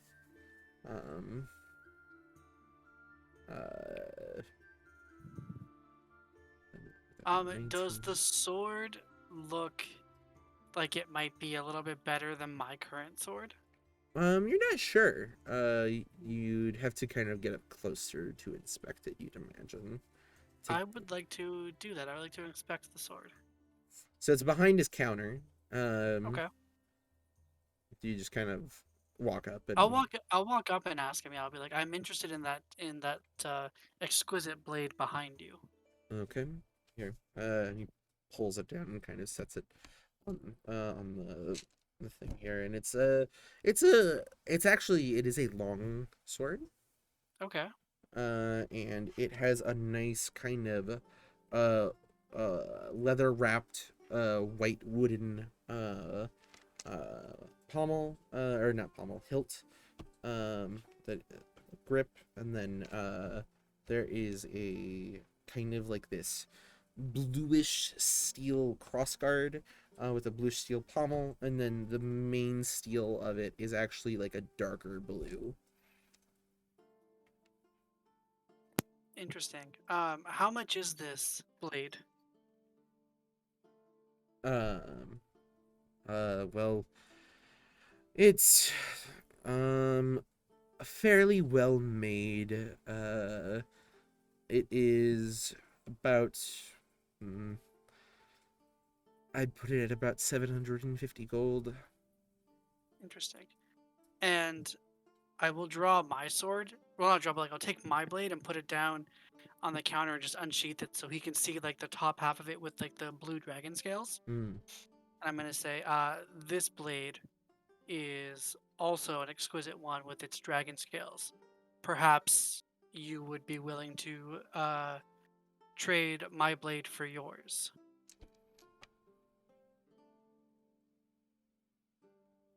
Roll me a persuasion check. Sweet. Can I have advantage because it's probably a really nice sword that I have?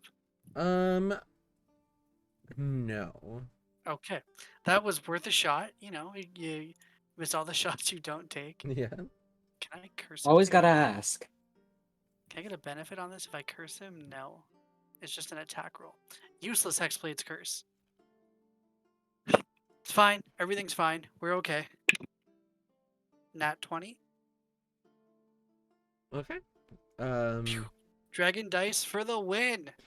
This is a fairly well-made blade.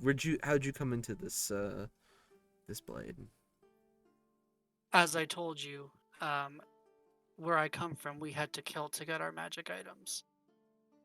This one I took off a bandit who attacked my family and tried to harm my brother. Let's see. Well, does it have any arcane properties? It does. Do you have something I can test it on to show you? Very well.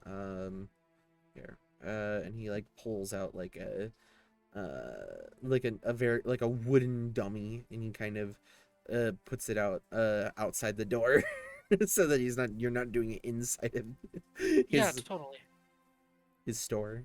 I will take my sword outside and I will attack the wooden dummy, so he can see the lightning course from the blade and erupt on the dummy as the blade cuts through the wood. Okay. Lightning sword. That's very fascinating. Okay. Yeah, I would trade this sword for that. Yeah. Excellent. It is a pleasure doing business with you. Yeah. And I will leave my sword and I will take his. Okay. And I'm gonna book it out as fast as I can. Okay. Can I just read you part of Hexblade's curse, just for, or sorry, Pact of the Blade, just for what's gonna happen? Yeah. If my pact weapon, which is currently the blade that I left him, is more than 5 feet away from me for more than 1 minute, it disappears. I know.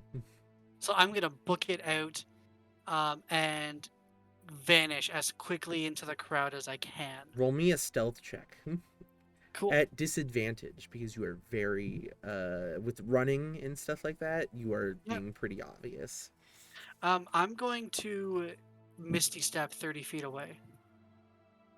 I would say that does not necessarily help your case, because you will apparate into the middle of a Fair. crowd. That's true. Okay, I will not do the Misty Step. I will try to stealth my way out, though. Oh, here we go. Son of a bitch. It, What'd you roll? Hmm. What'd you roll? I'm putting it in the chat because you will not believe me otherwise. Where is the? Hold on. Here it is. Oh my god, phone. Oh my god. Remember that time I rolled 2 ones? Yeah. Yeah. Okay, this is better than that. Okay, this is 220s. No, it's a 20 and a 19. Okay.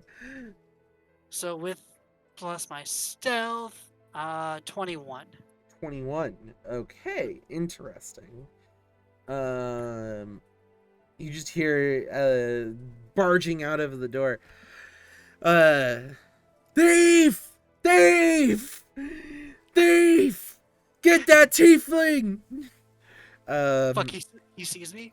No, he doesn't. He's okay, like, cool. just get the tiefling. It's like, Wow, just because he's a tiefling, he's a thief. Right.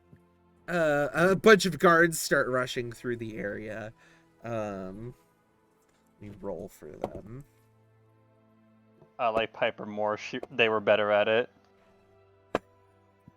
So you kind of like misty step, and you kind of, or no, you don't misty step. You just kind of like, No. you get pretty far, and you duck into an alleyway. And a couple of the guards pass by, then one stops, and then like just turns and sees you, holding the sword. And I was just readjusting my belongings as I made my way through the crowd. It is quite packed, sir. And I will fasten it to my hip. roll me a deception check at disadvantage. Fuck. Is it because I'm a tiefling? This is bullshit. No, it's not. It's because the guards went up and talked to him. He described you, and then they started running off after you. 12.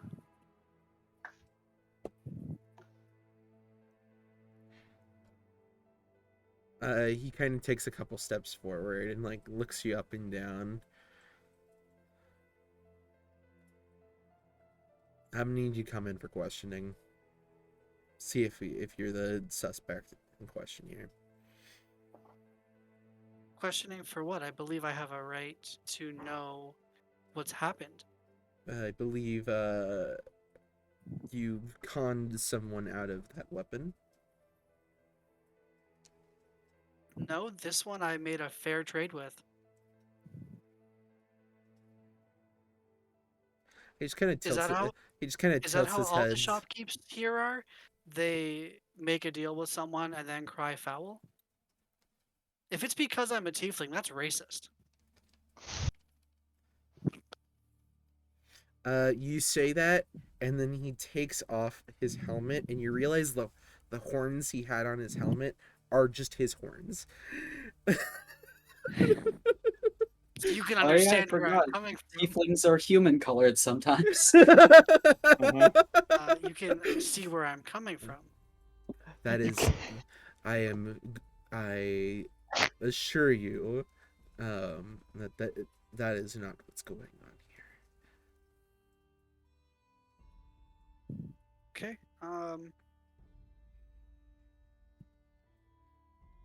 Okay. It's just him, by the way. The other guards Yeah. ran past. I want to point out. Yep.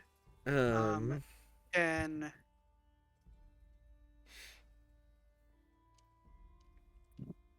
and he starts grabbing manacles.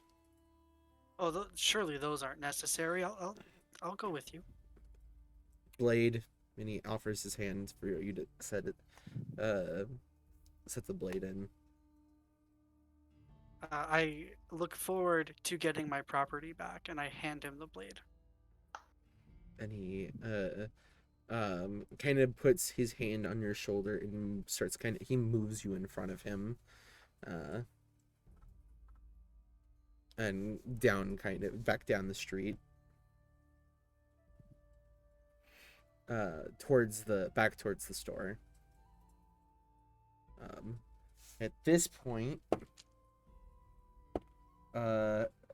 two other guards have see this and kind of join up with him, kind of behind you. Wow, you all flock very quickly. So I think if you check your DMs, you'll find something pretty funny. Yeah. Yeah. But yeah. We are good at our jobs. That's about it. And they just kind of pull you up, and the fuming uh Genasi is just standing there, as well as another guard who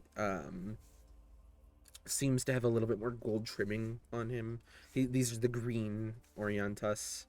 Cool. Cool. And he has a more armor than the others do. And he just kind of looks over. Is this the thief? And the other, the one that had grabbed you. I believe so. He does have the blade in question. And I would like to protest being called a thief because I made a lawful transaction and completed my business lawfully and left. your And then blade the- disappeared out of my hands once you work in a left. you work in a magic shop. Are you sure you didn't do anything to it? Perhaps you made it invisible. Roll You me. cannot prove I was the one who. Roll me another disadvantage, deception check here. I will murder this man.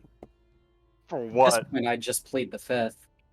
13. Officer, you have to understand it was just a prank, bro. Magic crimes and the like are something with which our force has dealt with not on a regular basis, but not irregularly. And I am well aware of the capabilities of the proprietor of this shop, as well as the ability for weapons to return to their owners after they willed it to. So I am unconvinced as to your innocence.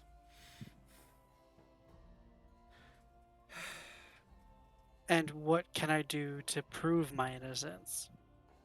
Because as it stands, the shopkeep cannot prove that I took the weapon back.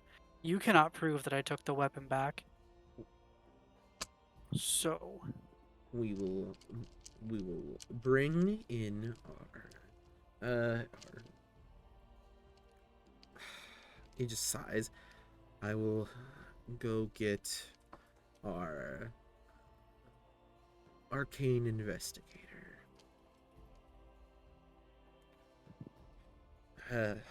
Watch him. I'll be back in 15 minutes. And this guard, the higher up guard, turns and starts walking down the street.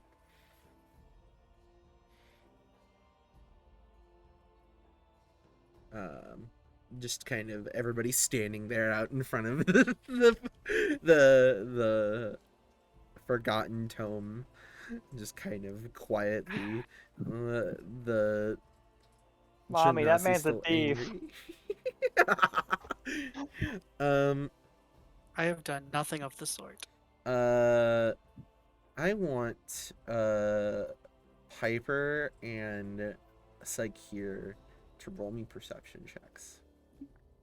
Alright. Right? Oh shit, I closed my character sheet again. I'm so stupid. It's alright. It's pretty alright. 16? Nice. Natural 20. Nat 20! Nice. Yo! You both see off to the side as you guys are walking towards Professor Lutari's house. It's evening now. You see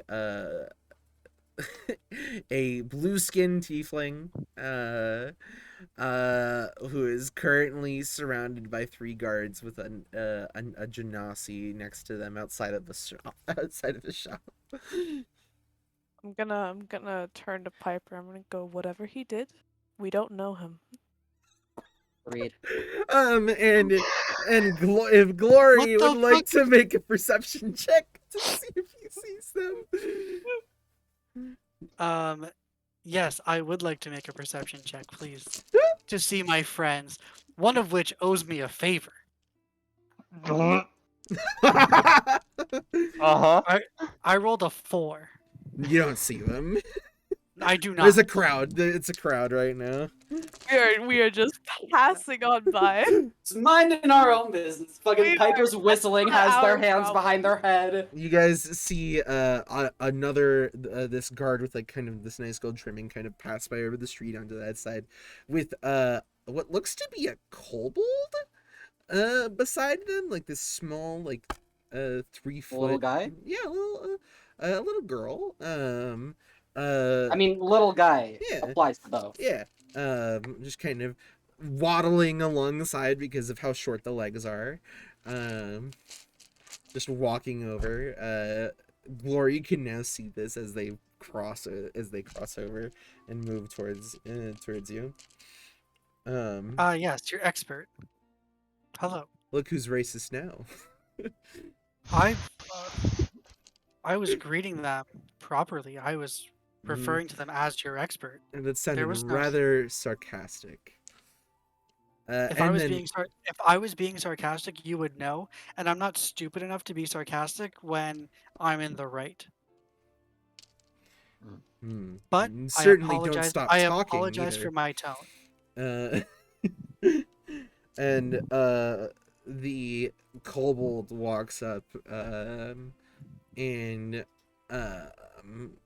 like goes up to like look at you. She seems to like trace some glyphs in the air, and then after a moment you can see like the kind of yellowish orange eyes with the kind of the black slit that they tend to have goes kind of almost like white, and they start like looking around. Well, you're very magical. I thank you. I try my best. It's probably my heritage. And that's what I'm saying, but you know. Okay. Let's see. And they like start waddling over. They waddle inside. They check around. Come back outside. Look at you again. Kind of, they're starting to discern. Kind of give you a very intense look. Like they kind of close one eye and get really close and like just like inspecting you all over. Roll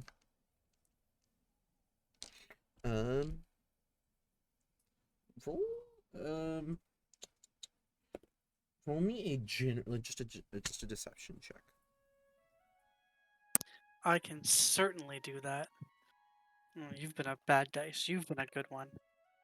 Nat 20. Let's fucking go. Put the other one in jail. Right? Goldfish dice for the win. Just kind of looks you over a couple of times, pulls out a notepad and starts writing in it. It's pretty inconclusive. I'd say just give the sword back to our proprietor here and let this gentleman walk on his way. But the issue here is that I don't have the sword. I have the one that I've purchased through my trade. Well, seeing as I've went through and I did not see a sword anywhere in there, willing to bet it's not in there anymore. So pretty sure it's gone. I'm gonna have to ask you to offer over the sword back to our nice Genasi fella here, and you can go along on your way. And give this nice fellow both of my weapons? I That th- doesn't seem very fair to me at all. Mm. And she just kind of like she pulls over like a nearby bucket and like flips it over and like hops on it to get some extra height. And she's like, she just puts her hand up like on your shoulder. Listen, I know I can't prove anything, and I know you very well might think what you're doing is what's happened is legitimate, but you have to understand here what it looks like from our perspectives, as a upstanding member of the community has had an item disappear from their very grasp, and we have a suspect, or not a suspect, and we have somebody that was present that is able to speak against you here. And you look over now and you recognize I did mention that there was an astral elf in there at the same time. And the astral elf is kind of off to the side, and like just gives you like an anxious look and just kind of looks down at their feet. So I'm to understand that your witness in there can speak to the fact that I somehow, after I left, called my original blade back to me, and nobody saw it. Nobody can prove that it's happened other than their word. And Glory's gonna start raising his voice to like. I never cause a said it scene. was called back to you. I could have just disappeared. The implication is that I have both. Don't think you can lie to me and make me talk circles around myself. I know what's happening here. You're just trying to take advantage of the fact that I'm an outsider from this town, and he's gonna go off on this tangent and just try to get people to notice and like call to the injustice that is happening roll here. me a performance check. Yes. Come on, performance. Don't fuck me, dice. That's gonna be a 16. People start kind of looking for sure at this point, but that does not stop these guards from putting we've been trying to be as reasonable as we can be here, and you are not making it very easy, sir. I am if you don't settle down, we're gonna have to move this somewhere else to the precinct, and it's gonna just get brought up the ladder from there. Fine, and Glory's gonna throw both of his hands up in the air. He's gonna take the sword from the knight and walk back inside. And he's gonna walk up to the shopkeep and extend. He's gonna keep the sword in one hand and extend his other hand as like a sign of like a shake, like to try and shake hands with this other fella. And he's gonna say, "I know exactly what you're doing, and no hard feelings on you trying to con me. I understand that you have a business to run." And Are then you giving the sword back? after he shakes my hand,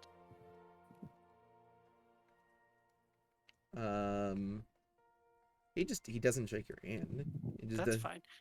I'm gonna go to give him like a high five, and as I do, I conjure my hex blade into both of our hands. Uh, He to make doesn't. it He look doesn't like go in for his a. hand. He has his arms crossed. Oh, behind him? Yeah. Oh, I thought his hands. Oh, No. sorry. I understood his hands were out. No. Fuck. He was Oh. expecting you, and then as you like go to shake his hands, he just crosses his arms because he's like, Wow, why would I this do guy's a, that? this guy's a dick. Is there a window in here? Yeah. Cool. I'm gonna look out the window and misty step out the window and fly up, without leaving a shadow and just vanish. because I don't have a shadow. I'm gonna take off into the sky.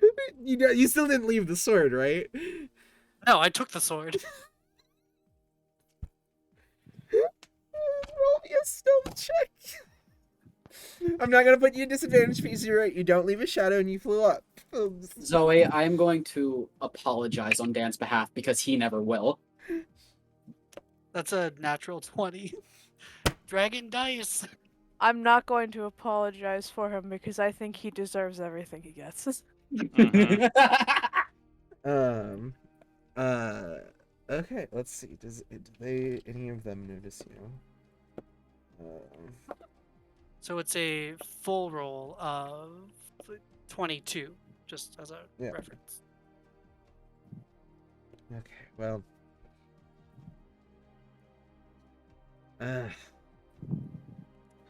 Find that tiefling! He just disappeared! And they don't see you. And you managed to Excellent. fly away. I will find a very high rooftop and like hide on it for the next hour and hold the sword and perform the ritual to make this new one my new pact weapon. Okay. Okay. Yeah. It's a What happens to the old one? The old one would just go back to being a normal Um, longsword. it is a +1 blade. Nice. And It disappeared. no, it disappears and then it becomes like you summon this sword back out, and it has now this sword, this kind of bluish metal sword, has scales all around it, kind of protruding up the sides of the blade, and on the pommel, and it even like the back side of it is kind of like serrated, actually, almost is almost like teeth, and the hilt gets like actually like it almost becomes like foggy around you as you hold it. Okay, cool.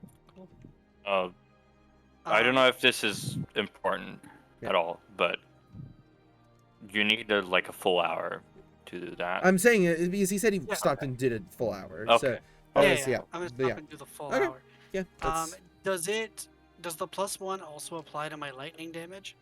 It will no. It just adds +1 to your The regular damage of the sword and yes. the attack rolls. Okay, cool. Mhm. Excellent. Okay. Well, we've gone over a little bit of our normal time. We will get back to what the tour team, as well as the team going to investigate Professor Lutari's house, is next time in the next episode. Things are getting interesting. Very, very awesome session, guys.